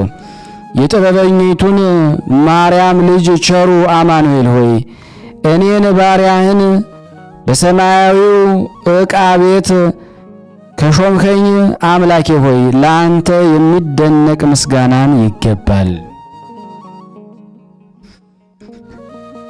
አመ ትመጽእ ከቸር አባትህ እና ይቅር ባይ ከሆነው ከመንፈስ ቅዱስ ጋር በኋላ ዘመን ለፍርድ በምትመጣ ጊዜ የምትደክም ትጉህ ፈጣሪ አማኑኤል ሆይ ነፍሴን ከአደርኩበት እዳሪ ከተቀመጥኩበት ቦታ ከእኔ ጋር ተቀመጪም በላት። ስብሃት ይደሉ ለገናናው ለብርሃነ ፈጣሪ ለአብ ምስጋና ይገባል፣ ለወልድ ምስጋና ይገባል፣ ትክክል ለሚሆን ለመንፈስ ቅዱስ ምስጋና ይገባል። የሚያቃጥል መለኮት ለተሸከመች ለድንግል ምስጋና ይገባል። ከምድር በላይ ሩቅ በሆነው ሰማይም እስከ ዓለም ፍጻሜ ድረስ ስግደት እና መገዛት ይገባል። በዝንቱ ቃል ማህሌት በዚህ የምስጋና ቃልና በዚህም እልልታ ችግር ባገኘው ጊዜ ለሚለምን ሰው በመስቀል ላይ ልመናን የምትቀበል ኢየሱስ ክርስቶስ ሆይ ረዳት ለቸገረው መጠጊያ የምትሆን አቤቱ አንተ ዋጋው ተሸክመህ መርዳቴን አፋጥን። ስብሐት ለከ አምላኬ አማኑኤል ሆይ በዓመት በቀን ቁጥር ልክ ላንተ ምስጋና ይገባል። የልዑል እግዚአብሔር ልጅ አምላኬ ሆይ ላንተ ምስጋና ይገባል። የድንግል ማርያም ልጅ አምላኬ ሆይ ላንተ ምስጋና ይገባል። ዓለማትን በኃይል የፈጠርክ አምላኬ ሆይ ላንተ ምስጋና ይገባል። ሰው የመሆንህን ምስጋና ዘወትር በቃል እናገራለሁ። አቤቱ አምላካችን ቅዱስ አማኑኤል ሆይ ከመከራ ሥጋ ከመከራ ነፍስ ጠብቀን አድነን፣ ይቅር በለን፣ ማረን፣ ተዘከረን። ስናነብ የጎደለውን የነጠበውን በአፈ መላእክት አሟልተህ አንተ ተቀበለን። አማኑኤል ኃጢአታችን በደላችን ይቅር በለን፣ ይቅር በለን። አገራችንም ሰላሙን፣ ፍቅሩን፣ አንድነቱን መልስልን። ማህበራችንን ትባርክልን። ይህን የሚሰሙትንም ልመና ጸሎታቸውን ትቀበል ዘንድ በአንድነቱንን ቅዱስ የሆነውን ስምህ እንጠራለን። አባታችን ሆይ በሰማያት የምትኖር ስምህ ይቀደስ፣ መንግሥትህ ትምጣ፣ ፈቃድህ በሰማይ እንደሆነች እንዲሁም በምድር ትሁን። የዕለት እንጀራችንን ስጠን ዛሬ፣ በደላችን ይቅር በለን እኛም የበደልን ይቅር እንደምንል። አቤቱ ወደ ፈተና አታግባን ከክፉ ሁሉ አድነን እንጂ መንግሥት ያንተ ናትና ኃይል፣ ክብር፣ ምስጋና ለዘላለሙ አሜን። እመቤታችን ቅድስት ድንግል ማርያም ሆይ በመልአኩ በቅዱስ ገብርኤል ሰላምታ ሰላም እንልሻለን። በሐሳብሽ ድንግል ነሽ፣ በሥጋሽም ድንግል ነሽ። የአሸናፊ እግዚአብሔር እናት ሆይ ሰላምታ ላንቺ ይገባሻል። ከሴቶች ሁሉ ተለይተሽ አንቺ የተባረክሽ ነሽ፣ የማኅፀንሽ ፍሬ የተባረከ ነው። ጸጋን የተሞላሽ ቅድስት ሆይ ደስ ይበልሽ፣ ልዑል እግዚአብሔር ከአንቺ ጋር ነውና ከተወደደው ልጅሽ ከጌታችን ከመድኃኒታችን ከኢየሱስ ክርስቶስ ዘንድ ይቅርታና ምሕረትን ለምኝልን ኃጢአታችን ያስተሰርይልን ዘንድ ለዘላለሙ አሜን። ምስጋና ይሁን አንድ አምላክ ለሚሆን ለአብ ለወልድ ለመንፈስ ቅዱስ ዛሬም ዘወትርም ለዘላለሙ አሜን። የተወደዳችሁና የተከበራችሁ የአማኑኤል ቤተሰቦች ሁላችሁም ይህንን ቪዲዮ ቤተሰብ ያልሆናችሁ ሰብስክራይብ ያደረጋችሁ፣ ቤተሰብ የሆናችሁ ደግሞ ላይክና ሼር እያደረጋችሁ በመልካም ኮሜንታችሁ አስተያየታችሁን እየሰጣችሁን ለዓለም ሁሉ እንድታደርሱ የአማኑኤል ፍቅር በሁላችን ላይ ይደር አሜን። የተወደዳችሁና የተከበራችሁ የክርስቶስ ቤተሰቦች የእናታችን የቅድስት ድንግል ማርያም የአስራት በኩራት ልጆች ሁላችሁም በያላችሁበት ፍጹም በሆነ በክርስቶስ ሰላምታ ሰላም ልንላችሁ እንወዳለን። ይህንን ምስል ድምጽ የምትከታተሉ ሁላችሁም ሼር እንድታረጉልን፣ ላይክ እንድታረጉ በቅዱስ አማኑኤል ስም እንጠይቃችኋለን። የአባቶቻችን የአብርሃም የይስሐቅ የያዕቆብና መታሰቢያቸው ነው እናደርግ ዘንድ የቤተ ክርስቲያን መምህራን አባቶቻችን አዘዙን። ከእርሳቸውም ለዘላለም የሚኖር ርስትን ተቀብለናልና። የሕሊንም አባቶች ትሩፋታቸውንና ጽድቃቸውን ከሰው መናገር የሚችል ማን ነው? ከሁሉ ነገር አስቀድሞ እግዚአብሔር አብርሃምን ጠርቶ እንዲህ አለው፣ ከአገር ወጥተ ከዘመድ ከአባት ወገን ተለይተ እኔ ወደማሳይህ ምድር ሂድ። ታላቅ ሕዝብ አደርጋለሁ፣ ስምንም ከፍ ከፍ አደርገዋለሁ። የተባረክም ትሆናለህ። የሚያከብሩህንም አከብራቸዋለሁ፣ የሚረግሙህንም እረግማቸዋለሁ። የዚህ ዓለም አሕዛብ ሁሉ በአንተ ይከብራሉ። አብርሃምም እግዚአብሔር እንዳዘዘው ሄደ። የወንድሙን ልጅ ሎጥንና ሚስቱ ሳራንም ከእርሱ ጋር ወሰደ። አብርሃምም ከካራን በወጣ ጊዜ ዕድሜው 75 ዘመን ሆኖት ነበረ። በካራንም ያጠራቀሙትን ገንዘባቸውን ሁሉ ይዘው ወደ ከነዓን ምድር ደረሱ። አብርሃምም ያችን አገር ረዥም እንጨት እስከ አለበት እስከ ሴኬም ድረስ ዞራት። የከነዓን ሰዎች ግን የዚያን ጊዜ በዚያች አገር ነበሩ። እግዚአብሔርም ለአብርሃም ተገልጦለት ያችን አገር ለልጆች እሰጣታለሁ አለው። አብርሃምም በዚያ ለተገለጠለት ለእግዚአብሔር መስዋዕት አዘጋጀ። ከዚያም ወደ ምስራቅ ወደ ቤቴል ሄደ። በቤቴልም በጋይ በኩል በስተምዕራብ ድንኳኑን ተከለና በዚያ ተቀመጠ። በዚያም ለእግዚአብሔር መሠዊያ ሠራ፣ የእግዚአብሔርን ስም ጠራ። አብርሃምም ከዚያ ተነስቶ ሄደ። በዚያም ሊኖር ወደ አዜብ ተጓዘ። በአገርም ራብ በጸና ጊዜ አብርሃምም በዚያ ሊኖር ወደ ግብፅ ወረደ፣ በአገሩ ራብ ጸንቷልና። አብርሃምም ወደ ግብፅ ይገባ ዘንድ በቀረበ ጊዜ እንዲህ ሆነ። አብርሃም ሚስቱን ሳራን እንዲህ አላት፣ አንቺ መልከ መልካም ሴት እንደሆንሽ አውቃለሁ። የግብፅም ሰዎች ካዩሽ ሚስቱ ናት ብለው ይገድሉኛል፣ አንቺንም በሕይወት ያኖሩሻል። እንግዲህ ስለ አንቺ ይራራሉኝ ዘንድ በአንቺ ዘመን ነፍሴ ትድን ዘንድ እኔ እህቱ ነኝ በያቸው። አብርሃምም ወደ ግብፅ በደረሰ ጊዜ እንዲህ ሆነ። የግብፅ ሰዎች ሚስቱን እጅግ መልከ መልካም እንደሆነች አዩአት። የፈርዖን ሹማምንቶች አይተው ወደ ፈርዖን ወሰዷት፣ ወደ ቤቱም አገቧት። ስለ እርሷም ለአብርሃም በጎ ነገር አደረጉለት። ሴቶች አገልጋዮችንና ወንዶች አገልጋዮችን፣ ላሞችና በጎችን፣ በቅሎዎችንም፣ ግመሎችን፣ አህዮችንም አገኘ። እግዚአብሔር በአብርሃም ሚስት በሳራ ምክንያት ፈርዖንንና ቤተሰቡንም ጽኑ ስቃይን አሰቃያቸው። ፈርዖንም አብርሃም ጠርቶ በእኔ ያደረግከው ይህ ነገር ምንድን ነው? ሚስትህ መሆኗን ያልነገርከኝ ለምንስ እህቴ ናት አልከኝ? ሚስት ልትሆነኝ ወስጃት ነበር። አሁንም ሚስትህ ያቻት ይዛሃት ሂድ አለው። ፈርዖንም አብርሃምንና ሚስቱን ሳራን ከጓዛቸው ሁሉ ጋር እንዲሸኟቸው ብላቴኖችን አዘዘ። ከዚህ በኋላ ለአብርሃም 99 ዓመት በሆነው ጊዜ እግዚአብሔር ለአብርሃም ተገለጠለት፣ እንዲህ አለው፣ በፊት የሄድኩ ፈጣሪ እግዚአብሔር እኔ ነኝ። በፊቴ በጎ ነገርን አደርግ፣ ንጹሕም ሁን።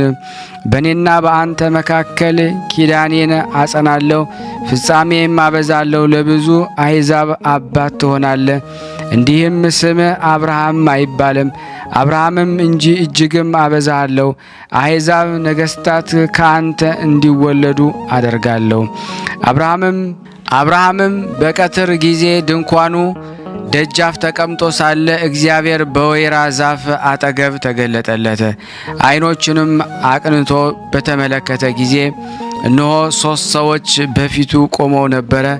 አይቶም ከድንኳኑ በር ሊቀበላቸው ሮጠ፣ በምድርም ላይም ሰገደ፣ እንዲህም አለው፣ አቤቱ በፊት ባለሟልነትን አግኝቼ ከሆነ ባሪያን አትለፈኝ። ውሃ አምጥተን እግራችሁን እንጠባችሁ፣ ከጥላው እንጀራም እናምጣላችሁና ብሎ ከዚህም በኋላ ወደ አሰባችሁት ትሄዳላችሁ እንዳልክ እንዲሁ አድርጋሉት። አብርሃምም ወደ ሚስቱ ወደ ሳራ ሮጦ ወደ ድንኳኑ ገብቶ እንዲህ አላት፣ ቶሎ በይ 3 መስፈሪያ ዶቄት አብክተሽ 1 ዳቦ ጋግሪ። አብርሃምም 2 ላሞች ወዳሉበት ሮጠ። 1 የሰባ ወይፈን ወሰደና ለብላቴናው ሰጠው። እርሱም ፈጥኖ አዘጋጀው። ማርና እርጎ ያዘጋጀውንም ሥጋ አምጥቶ አቀረበላቸውና በሉ። እርሱ ግን ቆሞ ያሳልፍላቸው ነበረ። እርሱም ሚስትህ ሳራ ወዴት ናት አለው። እነሆ በድንኳን ውስጥ አለች አለው። በተመለስኩ ጊዜ የዛሬ ዓመት እንደ ዛሬው ወደ አንተ መጣለሁ፣ ሳራም ወንድ ልጅን ታገኛለች አለው። ሳራም በድንኳኗ ደጃፍ በስተኋላው ቆማ ሳለች ይህን ሰማች። አብርሃምና ሳራ ግን ፈጽመው አርጅተው ዘመናቸው አልፎ ነበረ። ሳራንም የሴቶች ልማዷ ትቷት ነበረ። ሳራም ለብቻዋ ሳቀች፣ በልቧ እንዲህ ብላለችና እስከ ዛሬ ገና ነኝን? ጌታዬም አርጅቷል። እግዚአብሔር አብርሃምን እንዲህ አለው፣ ሳራን ለብቻዋ ምን ያስቃት?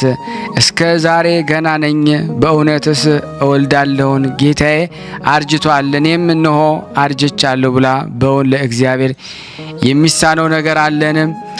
በቀጠርኩህ ዓመት ወደ አንተ በተመለስኩ ጊዜ ሳራ በ7ኛው ወሯ ልጅን ታገኛለች። የዚህ አባት ተጋድሎ ትሩፋቱ ርኅራኄው ጽድቁም ብዙ ነው። ሁልጊዜ እንግዳ ካላገኘ በቀር በማዕዱ አብሮት ካልተቀመጠ አይበላም ነበረ። ስለዚህም ልዩ 3 አካላት በማዕዱ እንዲቀመጡ የተገባው ሆነ። አብርሃምም ከዚያ ተነስቶ ወደ አዜብ ምድር ሄደ። በሱሬና በቃዴስ መካከልም ኖረ። በጌራርም ተቀመጠ። አብርሃምም ሚስቱ ሳራን እህቴ እናት አላቸው። አቤሜሌክም ልኮ ሳራን ወሰዳት። በዚያችም ሌሊት አቤሜሌክ ተኝቶ ሳለ እግዚአብሔር ወደ አቤሜሌክ ገባ፣ በሕልም እንዲህ አለው፣ እሷ የጎልማሳ ሚስት ናትና ስለዚህ ስለወሰድካት ሴት እነሆ አንተ ትሞታለህ። አቤሜሌክም ግን አልነካትም ነበረ። አቤሜሌክም እንዲህ አለ፣ በውኑ ያላወቀ ሰውን ታጠፋለህን? እሱ እህቴ ናት አለኝ፣ እሷም ወንድሜ ነው አለችኝ። ይህንን ሳራ በንጹሕ ልብ በንጹሕ እጄ አደረጉት። እግዚአብሔር በሕልም እንዲህ አለው፣ እኔም በየዋህነት እንዳደረግከው አውቄያለሁና ራራሁልህ፣ ኃጢአትም እንዳትሰራ ጠበቅኩ። ስለዚህም እንዳትቀርባት አልተውኩህም። አሁንም ለዚያ ሰው ሚስቱን መልስለት፣ ነቢይ ነውና ስለ አንተ ይጸልይልህ፣ አንተም ትድናለህ። ባትመልስለት ግን አንተ ሞትን እንድትሞት ያንተ የሆነውን ሁሉ እንዲጠፋ አወቅ። አቤሜሌክም አብርሃምን ጠርቶ ይህ በእኔና በመንግስቴ ላይ ያደረግከው ምንድር ነው? ማንም የማይሰራው ታላቅ ኃጢአት ነው። ይህንንስ ያደረክ ምን አይተህ ነው አለው። አብርሃምም እንዲህ አለ፣ ምናልባት በዚህ ቦታ እግዚአብሔር መፍራት የለምና ስለ ሚስቴ ይገድሉኛል ብዬ ነው። ዳግመኛም በእውነት ከእናቴ ያይደለች ከአባቴ ወገን የሆነች እህቴ ናት፣ ሚስትም ሆነችኝ። እግዚአብሔር ከአባቴ ቤት ባወጣኝ ጊዜ ይህንን በጎ ሥራ አድርግልኝ፣ በገባንበትም ቦታ ሁሉ ወንድሜ ነው በይ አልኋት። አቤሜሌክም እሺ ምዝምዝ ብርን፣ ሴቶች አገልጋዮችና ወንዶች አገልጋዮች፣ ላሞችን፣ በጎችን አምጥቶ ለአብርሃም ሰጠው። ሚስቱ ሳራንም መለሰለት። አብርሃምም ወደ እግዚአብሔር ለመነ። እግዚአብሔርም አቤሜሌክን ፈወሰው። ሚስቱንም ባሮቹንም ቤተሰቦቹን ልጆቹን ሁሉ ወለዱ። ስለ አብርሃም ሚስት ስለ ሳራ እግዚአብሔር ማኅፀንን ሁሉ በአፍአ በውስጥ ዘግቶ ነበርና ከዚህ በኋላ በጎ ተጋድሎን ፈጽሞ እግዚአብሔርን አገልግሎ በ175 ዕድሜ ወደ ወደደው እግዚአብሔር ሄደ።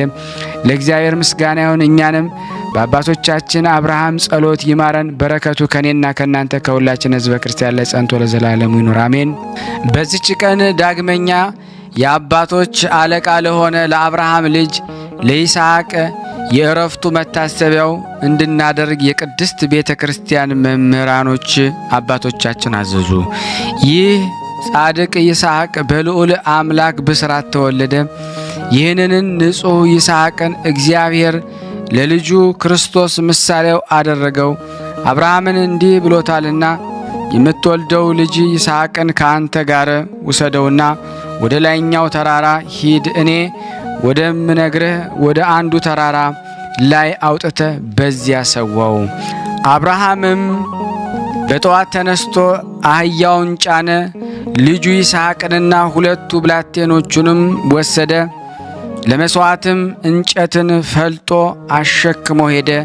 በሦስተኛውም ቀን እግዚአብሔር ወዳለው ወደዚያ ቦታ ደረሰ። አብርሃምም በዓይኑ ቃኘ፣ ቦታውንም ከሩቅ አየ። አብርሃምም ብላቴኖቹም እናንተ አህያውን ይዛችሁ ከዚህ ቆዩ፣ እኔና ልጄ ግን ወደ ተራራ እንሄዳለን፣ ሰግደንም ወደ እናንተ እንመለሳለን አላቸው። አብርሃምም መሥዋዕት የሚቃጠልበትን እንጨት አምጥቶ ለልጁ ለይስሐቅ አሸከመው። እሱም ወቅለምንቱንና እሳቱን በእጁ ያዘ። ሁለቱም በአንድነት ሄዱ። ይስሐቅም አባቱ አብርሃምን አባለው። እርሱ ልጄ ምን ነው አለው። እነሆ እሳትና እንጨት አለ፣ መሥዋዕት የሚሆነው በጎ ወዴት ነው አለው። አብርሃምም መሥዋዕት የሚሆነው በግ እግዚአብሔር ያዘጋጅልናል አለው። አብርሃምም ሄደው እግዚአብሔር ወዳለው ወደዚያ ቦታ ደረሱ። አብርሃምም በዚያ መሠዊያ ሠራ፣ እንጨቱን ደረደረ። ልጁ ይስሐቅ አስሮ ጠልፎ በመሠዊያው በእንጨቱ ላይ በልቡ አስተኛው። አብርሃምም ልጁን ያርደው ዘንድ እጁን ዘርግቶ ወቀለምንቱን አነሳ። እግዚአብሔር አብርሃምን አብርሃም አብርሃም ብሎ ጠራው። እርሱም አቤት አለ። በልጅ ላይ እጅህን አትዘርጋ፣ ምንም አታድርግበት። አንተ እግዚአብሔርን እንደምትፈራው እነሆ አወቅኩ። ለምትወደው ልጅ አልራራህለትም እናለው። አብርሃምም በተመለከተ ጊዜ ቀንድና ቀንዱ በዕፀ ሳቤቅ የተያዘ አንድ በግ አየ። አብርሃምም ሄደና ወስዶ በልጁ በይስሐቅ ፈንታ ሰዋው። ይህም ንጹሕ ይስሐቅ ጎልማሳ ሲሆን አባቱ ሊሰዋው ባቀረበው ጊዜ እግዚአብሔር በበግ እስከ አዳነው ድረስ ለአባቱ በመገዛት ለመታረድ አንገቱን ዘርግቶ ሰጠ። እርሱም በአባቱ በአብርሃም ሕሊና ፍጹም መሥዋዕት ሆነ። ከዚህ በኋላ ይስሐቅን መቸገርና ስደት አግኝቷታል። በአባቱ በአብርሃም ዘመን ከሆነው ሌላ በሀገር ራብ ሆኖ ነበርና የፍልስጤም ንጉሥ አቤሜሌክ ወዳለበት ወደ ጌራር ይስሐቅ ሄዶ በዚያ ተቀመጠ። የአገር ሰዎች ይስሐቅን የሚስቱን የርብቃን ነገር ጠየቁት። እርሱም እህቴ ናት አላቸው። ስለ ሚስቱ ስለ ርብቃ የዚች አገር ሰዎች እንዳይገድሉት ሚስቴ ናት ብሎ መናገርን ፈርቷልና መልከ መልካም ነበረችና። በዚያም ብዙ ዘመን ኖረ። አቤሜሌክም በመስኮት በተመለከተ ጊዜ ይስሐቅን ከርብቃ ጋር ሲጫወት አየው። አቤሜሌክም ይስሐቅን ጠርቶ እህቴ ናት አልከኝ እንጂ እነሆ ሚስት ናት አለው። ይስሐቅም በእርሷ ምክንያት ይገድሉኛል ብዬ ነው አለው። አቤሜሌክም ይህ ያደረክብኝ ነገር ምንድን ነው?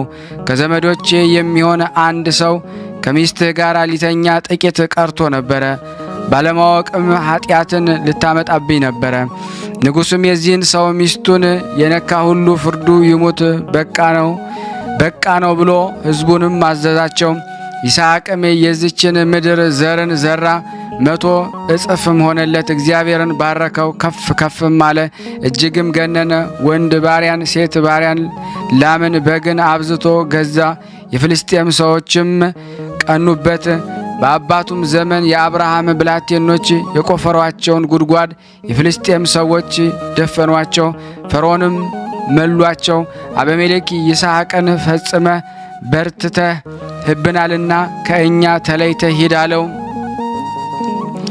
ይስሐቅም ከዚህ ተነስቶ በጌራራ ሸለቆ ሰፍሮ በዚያ ተቀመጠ። ይስሐቅም የአባቱ አገልጋዮች የቆፈሯቸውን አባቱ አብርሃምም ከሞተ በኋላ የፍልስጤም ሰዎች የደፈኗቸውን የውሃ ጉድጓዶች እንደገና ቆፈራቸው። አብርሃም እንደ ጠራቸው። የይስሐቅ አገልጋዮች በጌራራ ቆላ ጉድጓድ ቆፍረው የሚጣፍጥ ውሃን ምንጭ አገኙ። የይስሐቅ እረኞች የጌራራን እረኞች ይህ ውሃ የኛ ነው በማለት ተጣሉ። ያችንም የውሃ ጉድጓድ የአመፅ ጉድጓድ ብሎ ጠራት፣ አምፀውባታልና። ይስሐቅ ከዚያ ተጉዞ ሄደ፣ በዚያ ሌላ ጉድጓድ ቆፈረ። በእርሷም ምክንያት ተጣሉት፣ ስሟንም ጠብ ብሎ ጠራት። በዚያም ተጉዞ ሄዶ ሌላ ጉድጓድን ቆፈረ፣ በእርሱ ምክንያት ግን አልተጣሉትም። ስሙንም ሰፊ ያለው ዛሬ እግዚአብሔር አሰፋልን በምድርም አበዛልን ሲል። ከዚህ በኋላ 2 ልጆችን ኤሳውንና ያዕቆብን ወለደ። ይስሐቅም ኤሳውን ጽኑ ኃይለኛ ስለሆነ ይወደዋል። ይስሐቅም አርጅቶ ዓይኖቹ ፈዘው የሚያይ ከሆነ በኋላ እንዲህ ሆነ። ታላቁ ልጁ ኤሳው ጠርቶ እነሆ አረጀው፣ የምሞትበትንም ቀን አላውቅም። ማዳኛ መሳሪያህንም የፍላጻ መድፈሪያህንም ይዘ ወደ በረሃ ውጣ፣ ሳልሞት ነፍሴን እንደምትርቅ እበላ ዘንድ እንደምወድ አድርገ አምጣልኝ አለው። ርብቃም ልጁ ኤሳውን እንዲህ ሲለው ይስሐቅን ሰማችው። ኤሳውም ወደ አደን ሄደ። ርብቃም ታናሹ ልጇ ያዕቆብን እንዲህ አለችው፣ እነሆ አባት ወንድምህን ኤሳውን ሳልሞት በእግዚአብሔር ፊት እንድመርቅህ ከአደንከው አዘጋጅ የምትበላውን አምጣልኝ ሲለውም ሰምቸዋለሁ። አሁንም ልጄ ሆይ በማዝህ ነገር እሺ በለኝ። ወደ በጎቻችንም ሂደ ያማሩ 2 ጠቦቶችን አምጣልኝና አባትህ እንደሚወደው አዘጋጃቸው ዘንድ ሳይሞት በልቶ እንዲመርቅህ ወስደ ለአባትህ እንድትሰጠው አለችው። ያዕቆብም እናቱ ርብቃን እንዲህ አላት፣ እነሆ ወንድሜ ኤሳው ጠጉራም ነው፣ እኔ ግን ጠጉራም አይደለሁም። ምናልባት አባቴ ቢዳሰኝ በፊቱ እንደምዘባበት እሆናለሁ። ምረቃን ያይደለ በላይ መርገምን አመጣለሁ። እናቱም ልጄ ሆይ መርገምህ በእኔ ይሁን፣ ቃሌን ብቻ ስማኝ፣ ሂድና የምልህን አምጣልኝ አለችው። ሂዶም ለእናቱ አመጣላትና አባቱ እንደሚወደው አድርጋ መብሉን አዘጋጀች። ርብቃም ከእርሷ ዘንድ የነበረ ያማረውን የታላቅ ልጇ ኤሳውን ልብስ አምጥታ ለታናሽ ልጇ ለያዕቆብ አለበሰችው። ያንንም የሁለቱን ጠቦቶች ለምድ በትከሻውና በአንገቱ ላይ አደረገች። ያንን ያዘጋጀችውን እንጀራና ጣፋጭ መብልንም ለያዕቆብ በእጁ ሰጠችው። ወደ አባቱ ገብቶ አባቴ ሆይ ያለውን አባቱም እነሆ ልጄ ሆይ አንተ ማንህ አለው። ያዕቆብም እኔ የበኩር ልጅ ኤሳው ነኝ፣ ያልከኝን አዘጋጅቻለሁ፣ ተነስና ተቀመጥ፣ ካደንኩልህም ብላና ነፍስ ትመርቀኝ ዘንድ አለው። ይስሐቅም ልጁን ልጄ ሆይ ፈጥነ ያገኘ ይህ ምንድነው አለው። እርሱም ፈጣሪ እግዚአብሔር በፊቴ የሰጠኝ ነው አለው። ይስሐቅም ልጄ ቅረበኝ ልዳስስህ፣ አንተ ኤሳው እንደሆንክ ወይም እንዳልሆንክ አለው። በቀረበም ጊዜ ዳሰሰውም። ቃል የያዕቆብ ልጆችህ ግን የኤሳው ናቸው አለው። ልጄ አድነህ ያመጣህልኝን በልቼ ነፍሴ ትመርቅ ዘንድ አምጣልኝ አለው። አቅርቦለት በላ፣ ወይኑንም አጠጣው፣ ጠጣም። ይስሐቅም ልጄ ቅረብልኝና ሳመኝ አለው። ቀርቦም ሳመው፣ የልብሱንም ሽታ አሸተተው። እነሆ የልጄ ልብስ ሽታው እግዚአብሔር እንደባረከው እንደ ዱር አበባ ሽታ ነው አለ። እንዲህም ብሎ መረቀው፣ ከሰማይ ጠል ከምድር ሰብ ይስጥህ፣ የስንዴህን ወይንህንና ዘይትህን ያብዛልህ። አሕዛብም ይገዙልህ፣ አለቆችህም ይስገዱልህ። ለወንድሞችህ ጌታ ሁን፣ የአባትህም ልጆች ይስገዱልህ። አንተን የሚመርቅህ የተመረቀ ይሁን፣ የሚረግምህም የተረገመ ይሁን። ይህም በእግዚአብሔር ፍቃድ ሆነ። ይህንን አባት ይስሐቅ ወደ 180 ዘመን ደረሰ። አባታችን ይስሐቅም እንዲህ ብሎ ተናገረ። ከዚህ በኋላ መልአከ ወደ ሰማይ ወሰደኝ። አባቴ አብርሃምን አየሁትና ሰገድኩለት፣ እርሱም ሳመኝ። ንጹሐኑ ሁሉ ስለ አባቴ ተሰበሰቡና ወደ ውስጠኛው የአብ መጋረጃ ከበውኝ ከእኔ ጋር ሄዱ። እኔም ወድቄ ከአባቴ ጋር ሰገድኩ። የሚያመሰግኑ መላእክት ሁሉ ቅዱስ ቅዱስ ቅዱስ ተብሎ የሚመሰገን አሸናፊ እግዚአብሔር ምስጋናው በሰማይና በምድር የመላ ነው እያሉ ጮኹ። አባቴም አብርሃምን እኔ በቦታዬ ልዩ ነኝ፣ ሰው ሁሉ ልጁን በወዳጄ ይስሐቅ ስም ቢሰይም በቤቱ ውስጥ በረከቴ ለዘላለም ይኖራል። የብሩክ ወገን የሆንክ አንተ ብሩክ አብርሃም ሆይ መምጣት መልካም ነው። አሁንም በወዳጄ በልጅ ይስሐቅ ስም የሚለምን ሁሉ በረከቴ በቤቱ ውስጥ ለዘላለም እንዲኖር ቃል ኪዳኔን አጸናለታለሁ አለው።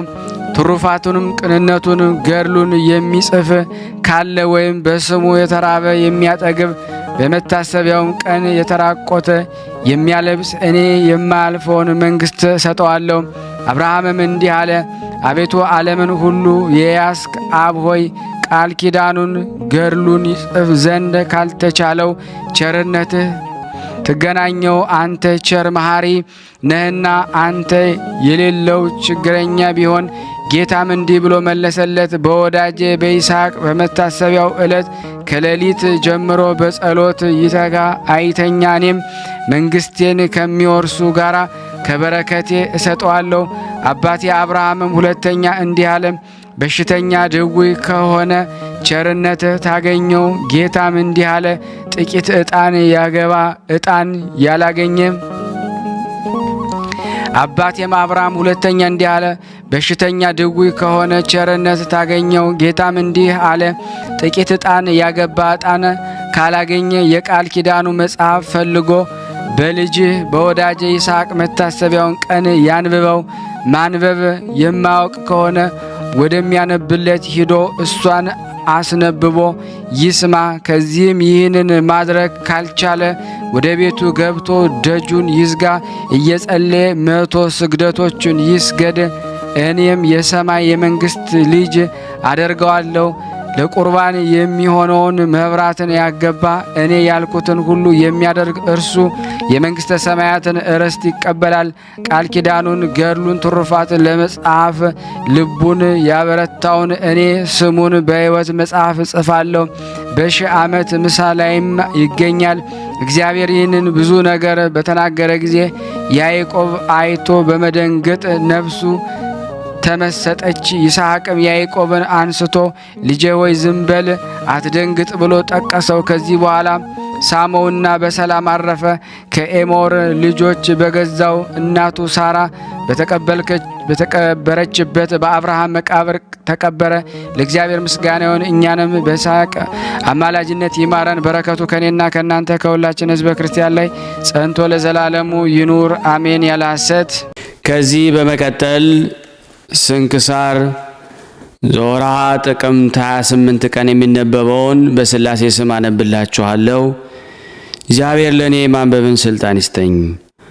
አንድ አምላክ በሚሆን በአብ በወልድ በመንፈስ ቅዱስ ስም ጥቅምት 28 በዚች ቀን ቅዱስ መርትያኖስና መርቆሬዎስ በሰማዕትነት አረፉ። እሊህም ለቆስጥንጥንያ ሊቀ ጳጳሳት ለአባ ጳውሎስ ደቀ መዝሙርቱ ናቸው። ይህም እንዲህ ነው። አርዮሳዊ የሆነው ሁለተኛው ንጉሥ ቆስጠንጢኖስ አባ ጳውሎስን በተጣላው ጊዜ ወደ አርመንያ አጋዘውና በዚያ በስውር በእስር ቤት ውስጥ አንቀው እንዲገድሉት አደረገ። እሊህ ቅዱሳን መርትያኖስና መርቆሬዎስ ግን የእረፍቱን ቀን ገድሉንም ጻፉ። አርዮሳዊንም ንጉሥ ረገሙት። አንድ ክፉ ሰውም ወደ ንጉሥ ሄዶ እነርሱ እንደረገሙት ወነጀላቸው። ንጉሡም ያን ጊዜ ከአታክልት ቦታዎች በአንዲት ቦታ ተቀምጦ ሳለ ወታደሮች ልኮ ወደ እርሱ አስቀረባቸው።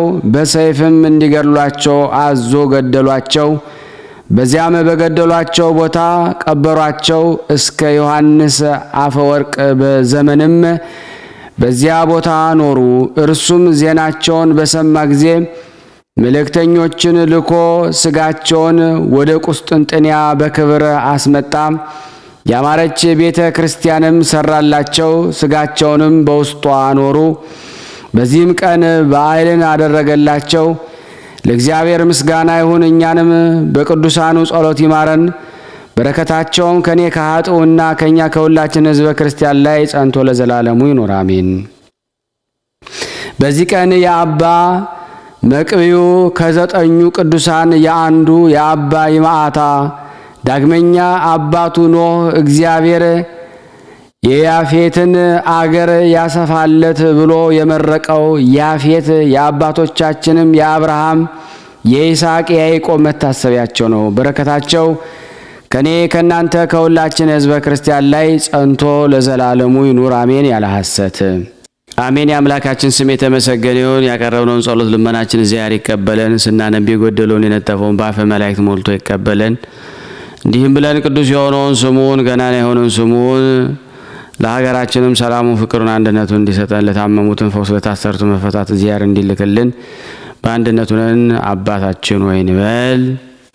አባታችን ሆይ በሰማያት የምትኖር፣ ስምህ ይቀደስ፣ መንግስትህ ትምጣ፣ ፍቃድህ በሰማይ እንደሆነች እንዲሁም በምድር ትሁን። የዕለት እንጀራችንን ስጠን ዛሬ፣ በደላችንን ይቅር በለን እኛም የበደልነውን ይቅር እንደምንል፣ አቤቱ ወደ ፈተና አታግባን ከክፉ ሁሉ አድነን እንጂ መንግስት ያንተ ናትና፣ ኃይል፣ ክብር፣ ምስጋና ለዘላለሙ አሜን። እመቤታችን ቅድስት ድንግል ማርያም ሆይ በመልአኩ በቅዱስ ገብርኤል ሰላምታ ሰላም እንልሻለን። በሐሳብሽ ድንግል ነሽ፣ በስጋሽም ድንግል ነሽ። የአሸናፊ እግዚአብሔር እናት ሆይ ሰላምታ ላንቺ ይገባሻል። ከሴቶች ሁሉ ተለይተሽ አንቺ የተባረክሽ ነሽ፣ የማኅፀንሽ ፍሬ የተባረከ ነው። ጸጋን የተሞላሽ ቅድስት ሆይ ደስ ይበልሽ፣ ልዑል እግዚአብሔር ካንቺ ጋር ነውና ከተወደደው ልጅሽ ከጌታችን ከመድኃኒታችን ከኢየሱስ ክርስቶስ ዘንድ ይቅርታና ምሕረት ለምኝልን ኃጢአታችንን ያስተሰርይልን ዘንድ ለዘላለሙ አሜን። አሜን። የአምላካችን ስም የተመሰገነ ይሁን። የቅዱሳኑ ረድኤት በረከት በሁላችን ላይ ይደር። የተወደዳችሁ የክርስቶስ ቤተሰቦች ይህንን ቪዲዮ ሼር ማድረግ፣ ላይክ ማድረግ፣ ሰብስክራይብ ማድረግ ማስደረግም አትርሱ። እግዚአብሔር የአገልግሎት ዘመናችን ይባርክልን። ለሀገራችንም ሰላሙን፣ ፍቅሩን፣ አንድነቱን ይመልስልን። ማህበራችን እግዚአብሔር ይጠብቅልን።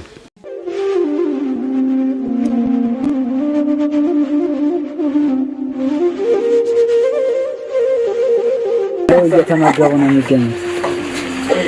ዛሬ ግድፍት ቀን ነው፣ ግን ያው በሽሮ ነው ያገኘ ነው ሁሉ ሲጾሙ ከርመው በዚህ ነው እየተመገቡ ነው። በዚህ ውስጥ ነው የሚስተናገደው። የሚያስፈልገውን በሙሉ የሚያገኘው ከቤተ እግዚአብሔር ነው እና በረከት መቅመስ ይችላል። ለዛ ነው የእግዚአብሔር ቤት የተባለው። ሁሉም ጌታ አግኝቶበት የሚሄድበት ቤት ነው። ቤተ እግዚአብሔር ይባርክ። በረከት ቅመሱ፣ አረፍ በሉ ነው። እጅግ አድርጌ ማሳሰብ ወዶ ይሄን ነው። ስለ ቅዱስ ገብርኤል ብላችሁ እንደምትልኩ በጣም ተስፋ አደርጋለሁ። በኢትዮጵያ ንግድ ባንክ ቀጥታ መላክ ለምትፈልጉ እዚህ ጋር ባለው ቁጥር ላኩ። እንደዚሁም ደግሞ አሜሪካና ወደ ካናዳ አካባቢ ያላችሁ በዜል ቁጥር መላክ ለምትፈልጉ እንደዚሁም የዜል ቁጥራችን እዚህ ጋር አስቀምጠናል። ካሻፕም ለምትፈልጉ የካሻፕ ቁጥር እዚህ ጋር እንደምትፈልጉት አለ። እንደዚሁም በፔይፓል መላክ ለምትፈልጉ በሁሉም መልኩ አለላችሁ። እንግዲህ የምትችሉትን ያክል እየላካችሁ የላካችሁትን የብር መጠን በዋትስአፕ ቁጥሬ 0041 779 77 46 32 ደረሰኞቻችሁን እየላካችሁ እንግዲህ እናመሰግናችኋለን ማለት ነው። ክብር ያደለልን። በጣም እናመሰግናለን። በስመ አብ ወወልድ ወመንፈስ ቅዱስ አሐዱ አምላክ አሜን። በስመ አብ ወወልድ ወመንፈስ ቅዱስ አሐዱ አምላክ አሜን። በስመ አብ ወወልድ ወመንፈስ ቅዱስ አሐዱ አምላክ አሜን። ሰላም፣ እንዴት ናችሁ? ዝክረ ቅዱሳን ቤተሰቦቼ ወንፈታችን ብርሃነ ሥላሴ እንዴት ናችሁ? ሰላም ናችሁ? እንዴት አደራችሁ? አረፈዳችሁ? እኔ እግዚአብሔር ይመስገን ሰላም ነኝ፣ ደህና ነኝ። እናንተ እንዴት ናችሁ? እኔ ዝክረ ቅዱሳን ምስክርነት ለማቅረብ ፈልጌ ነው። እኔ ስሜ ወለተ ገብርኤል እባላለሁ። የምኖረው በስደት ዱባይ ነው። ዱባይ ከመጣሁ አሁን ሁለተኛ ዓመቴ፣ በቃ ዓመት ከ10 ወር እንደዚህ ይሆነኛል። ዝክረ ቅዱሳንን ያገኘሁት ዩቲዩብ ላይ ነው እና እኔ ምስክርነት ለመስጠት በህይወቴ ብዙ ነገር ተደርጎልኛል። ይሄን ምስክርነት ስሰጥም ቆይቻለሁ፣ ግን እግዚአብሔር ፈቅዶት አልደረሰም። ያው የሰይጣን ፈተና ስለሆነ አልቀረበልኝም። አሁን ደግሞ በአዲስ ስልክ ቁጥር እስኪ ከደረሰልኝ ብዬ በዚህኛው ስልክ እየሞከርኩ ነው። እግዚአብሔር ከፈቀደና ተወደደ ይሄኛው ይቀርብልኛል ብዬ አምናለሁ። ክርስቲያን ተስፋ አይቆርጥም እና እኔ ብዙ ነገር ተደርጎልኛል በዘመኔ በህይወቴ ብዙ ነገር ሳይገባኝ፣ ግን እግዚአብሔር ወዶኝ ብዙ ነገር በህይወቴ አድርጎልኛል።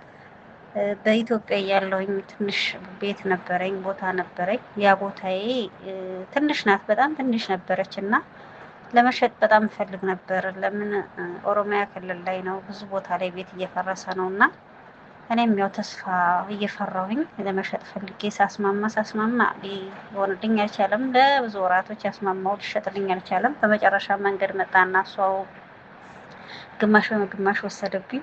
ከዚያም ያው ደላላው ይሄማ መንገድ ወስዶታል፣ ምን አለ ምን ቀርቶሻል፣ አልሸጠልሽም አይቻልም ብሎ ከለከለኝ።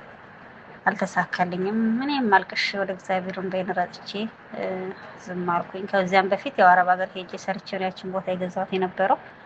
ግን መጨረሻ ላይ እግዚአብሔር ይመስገን፣ እግዚአብሔር ቅዱስ መጥምቀ መለኮት እኔ ሳላውቀው እሱ የሚያውቀኝ፣ እኔ ሳላውቀው ያወቀኝ፣ የወደደኝ፣ የፈለገኝ ልጅ ሆይ ያለኝ መጥምቀ መለኮት ሰው ልኮልኝ ወደ ቤቴ በሁለት ቀን ባልሞላ ሰዓት ውስጥ ቦታዬን አሽጦልኝ እሱ ወዶና ፈቅዶ በእለቱ በደጁ በቤቱ በአካባቢው መጥምቀ መለኮት ቅዱስ ዮሐንስ ምንጃር ሸንኮራ ዮሐንስ እዚያ አካባቢ ላይ ወስዶኝ ቤት ገዝቼ ሰርቼ እንድኖር ቅዱስ ፈቃዱ ሆነ። መጥምቀ መለኮት ክብሩን ውሰድልኝ ብላችሁ መጥምቀ መለኮትን አመስግኑልኝ። መጀመሪያ መኖር አዲስ አበባ ነበረ። አሁን እግዚአብሔር ይመስገን እሱ ወዶ ያን ቦታ ሸጦ መጥምቀ መለኮት ቅዱስ ዮሐንስ አካባቢው ላይ ገዝቼ ኖርኩ። ባለሁበት ሰዓት ላይ ያው የኑሮ ሁኔታ አሁንም ጎደሎ ብዙ ነውና ወደ ስደት ወደዚህ መጣሁኝ ማለት ነው። እዚህ መጥቼም ያው በጣም ችግር ነበረብኝ። እግሬ ላይ በጣም ኃይለኛ ኪንታሮት ነበረብኝ። በጣም ያመኛል። ከዚያ በፊት ዝክረ ቅዱሳን አላውቅም፣ ግን ጸበል፣ የተለያዩ ጸበሎች ይሄድ ነበር ኢትዮጵያ እያለሁኝ አስመታው ነበር፣ ግን ልድን አልቻልኩም። እውነት ለመናገር ጸበሉ አያድንም ማለት አይደለም፣ ግን የልባችን ማመን መጠራጠር ይሆንልናል እንድናለን ብለን ሳይሆን እንድን ይሆን አንድን ይሆን ብለን አምታተን ነው ራሳችንን የምንገባው። እስኪ እንድን ይሆናል እስኪ እንሞክረው ብለን ነው የምንገባው እና ለዛ ያው ቶሎ አይደረግልንም። ለምን የራሳችን እምነቱ ጸበሉም ሳይሰራ ቀርቶ ሳይሆን የራሳችን የእምነታችን ጉዳይ ማለት ነው። ጥርጣሬ ስላለብን በአንድ ልብ በአንድ እምነት ሆነን ስለማንገባ ማለት ነው። እና እዚህ መጥቼ በጣም ያመኛል። ስራ መስራት አልቻልኩም። ልብስ በጣም ነበር የሚበዛብኝ። እሱን ደግሞ ቆሞ ሲተኮስ መቼም ታውቁታላችሁ፣ በስደት ያላችሁ ይገባችኋል። በጣም አልችልም። በጣም ያመኛል፣ ላለቅሳለሁ። ከዛ ፍጥጥ ይወጣል እግሬ ላይ ያለው ኪንታሮት። በዛ በምላጭ ቆርጠዋለሁ። ቁርጥ ሳረገው ድርድር ያለው ወደ ውስጥ ግብት ሲል ትንሽ ልብ መለስ ይልልኛል። እንደዛ እያልኩ ዝክረ ቅዱሳን ትብሎ አግኝቼ ማዳመጥ ጀመርኩኝ እና በብርጭቆ አንድ ብርጭቆ ወይም አንድ ሃይላንድ እያረጋችሁ ጸበሉን ጠጡ ተቀባቡ ስትል ሰማሁ። ወንድማችን ብርሃነ ስላሴ ወይም አባቴ እሱን ማድረግ ጀመርኩኝ። እውነት ሳደርገው ስቀባው ቀንም ማታም ጠዋትም ማታም ሁሌ አላቋርጠውም። የማን ነው አይደለም፣ በየቀኑ የቀኑን ሁሉ ቀባዋለሁ። እግዚአብሔር ይመስገን ጥፍት ብሎ ከእግሬ ላይ እውነት ብንውሎ ጠፋልኝ። እግዚአብሔር ይመስገን። ሆነ ምድልላችሁ አመስግኑልኝ። ዝክረ ቅዱሳን በሙሉ አመስግኑልኝ። ይሄንኛው ብዬ ማበላለጠው የለኝም። ይሄን ያዳነኝ ይሄን ያላዳነኝ የምለው የለኝም። ለምን በቀን እያዳመጥኩ የሁሉንም የቀኑን ቅዱሳኖችን እያዳመጥኩ ነበር የምቀባው። እግዚአብሔር ይመስገን ይሁን ሰላም ሆኜ እግሬ ላይ ያለው ኪንታሮት ጠፍቶልኝ እምነቴን ሰምቶኝ መድኃኔዓለም ይኸው ጠፍቶልኝ በሰላም እየሰራሁ እገኛለሁኝ። እና በመጀመሪያ ባለሁበት ቤት ትንሽ ፈተና ነበረብኝ። ከሰዎቹ ሳይሆን ከሰራተኛ ከሀገራችን ልጅ ከሰራተኛ ጋር ፈተና ነበረብኝ። በጣም አለቅስ ሲከፋኝ ነበረ። መብርሃን በጸሎት ጠይቃት ነበር። እመቤቴ ለእኔ ብዙ ነገር አድርጋልኛለች እና መብርሃን ባክሽን ከዚህ ቤት አውጥተሽኝ ወይ እኔን አውጪኝ ወይ እሷን አውጪኝ እያልኩ በጣም እያለቀስኩ እመቤቴን ለምናት ነበር። በህይወቴ ላይ ህይወቴን ለማጥፋት በእኔ ህይወት ላይ በጣም ብዙ ነገር ታደርግብኝ ነበር ሰራተኛዋ። ያው እንግዲህ ሴጣን ነው፣ ፈተና ነው። እሷም ወድ አይደለም በጣም ትፈታተነኝ ነበር። ጸሎት እንዳረግ አትፈልግም። ብዙ ነገር ታደርገኝ ነበረ። በጣም ብዙ ነገር ለ10 ወር ያክል ታግሻት እያለቀስኩ አሳለፍኩኝ። መጨረሻ እመቤቴ እናቴ ቅድስት አርሴማ እናቴ ቅድስት አርሴማ እያለቀስኩ ለምኛት፣ እናቴ ቅድስት አርሴማ ይሄን ቀን የመጨረሻ ቀን አድርግ ብዬ ለመንኳት። እግዚአብሔር ይመስገን እመቤቴ ቅድስት አርሴማ እናቴ ቅድስት አርሴማ ሰማዕቷ ሰምታኝ እኔ ሳላያት ሄዳ ሃይላንድ ውስጥ ክሎሮክስ ጨመረችበት። ሄጄ ውሃ ለጠጣ ስፈልግ ውሃው ክሎሮክስ ይላል። ትንሽ ጉንጭ እንደዚህ እንደጠጣሁ ሸተተኝ። ከዚያም አልጠጣሁትም። ወስጄ ሴትዮዋ ሳይቺ ሴትዮዋን ክሎሮክስ ነው አለች። ከዚያም በኋላ በቃኝ፣ ከዚህ በኋላ አልሰራም፣ ቤት ህይወት መግባት ፈልጋለሁ ወደ ሀገር ያልኩኝ። እግዚአብሔር ይመስገን ያው ከዚያ ቤት የስላሴዎች ለምን የአባ ኪሮስ ዕለት ወጣሁ። አባ ኪሮስ ወደ መክተብ ተመለስኩኝ። ከዚያ መጨረሻ እግዚአብሔር ይመስገን በለቅሶ አሁንም መድኃኔዓለምን ሁሌ በጸሎት ጠይቀው ነበረ። እግዚአብሔር ይመስገን በሚካኤል ቀን በቅዱስ ሚካኤል ቀን አሁን አለሁበት ስራ ገብቼ እየሰራሁ እገኛለሁ። እዚህ ቤትም ተገባ አሁን 10 ሆኖኛል። እግዚአብሔርን ብላችሁ አመስግኑልኝ። እኔን የሰማ መድኃኔዓለም ቅዱስ መጥምቀ መለኮት ቅዱሳኖች ሁሉ እግዚአብሔር ክብራቸውን ይውሰዱ። ወደ ስደት ከመምጣቴ በፊት እመቤቴ ብዙ ነገር ነው ያደረገችልኝ። ለኔ ያደረገችልኝ ተነግሮ ተዘርዝሮ አያልቅም። መብርሃን ሁሌ ለምናታለሁ ትንሽ ወጥቼ ተለውጬ እንድኖር ፍቀጅልኝ እያልኩ እና መብርሃን ፈቅዳ እውነት አስቤው ሳይሆን እሷ በፈቀደችው ፓስፖርት ቀጠሮ የተሰጠኝ የመብርሃን ቀን ነው። ሄጂ የጀመርኩት ወደ ሀገር ተደውሎም ፓስፖርትሽን ትንሽ ምንድነው ፒዛሽ መጥቶልሻል አልቆልሻል የተባልኩትም የመቤቴ ቀን ነበረ። እንደገና አልቆልኝ ደግሞ እዚህ ሀገር ገብቼ ስራ የጀመርኩት ያው ወጣሁበት ቤት ማለት ነው የጀመርኩትም የመብርሃን ቀን ነውና መብርሃን በተከታታይ ብዙ ነገር ነው ስታደርግልኝ የነበረው በህይወቴ ሁሉ።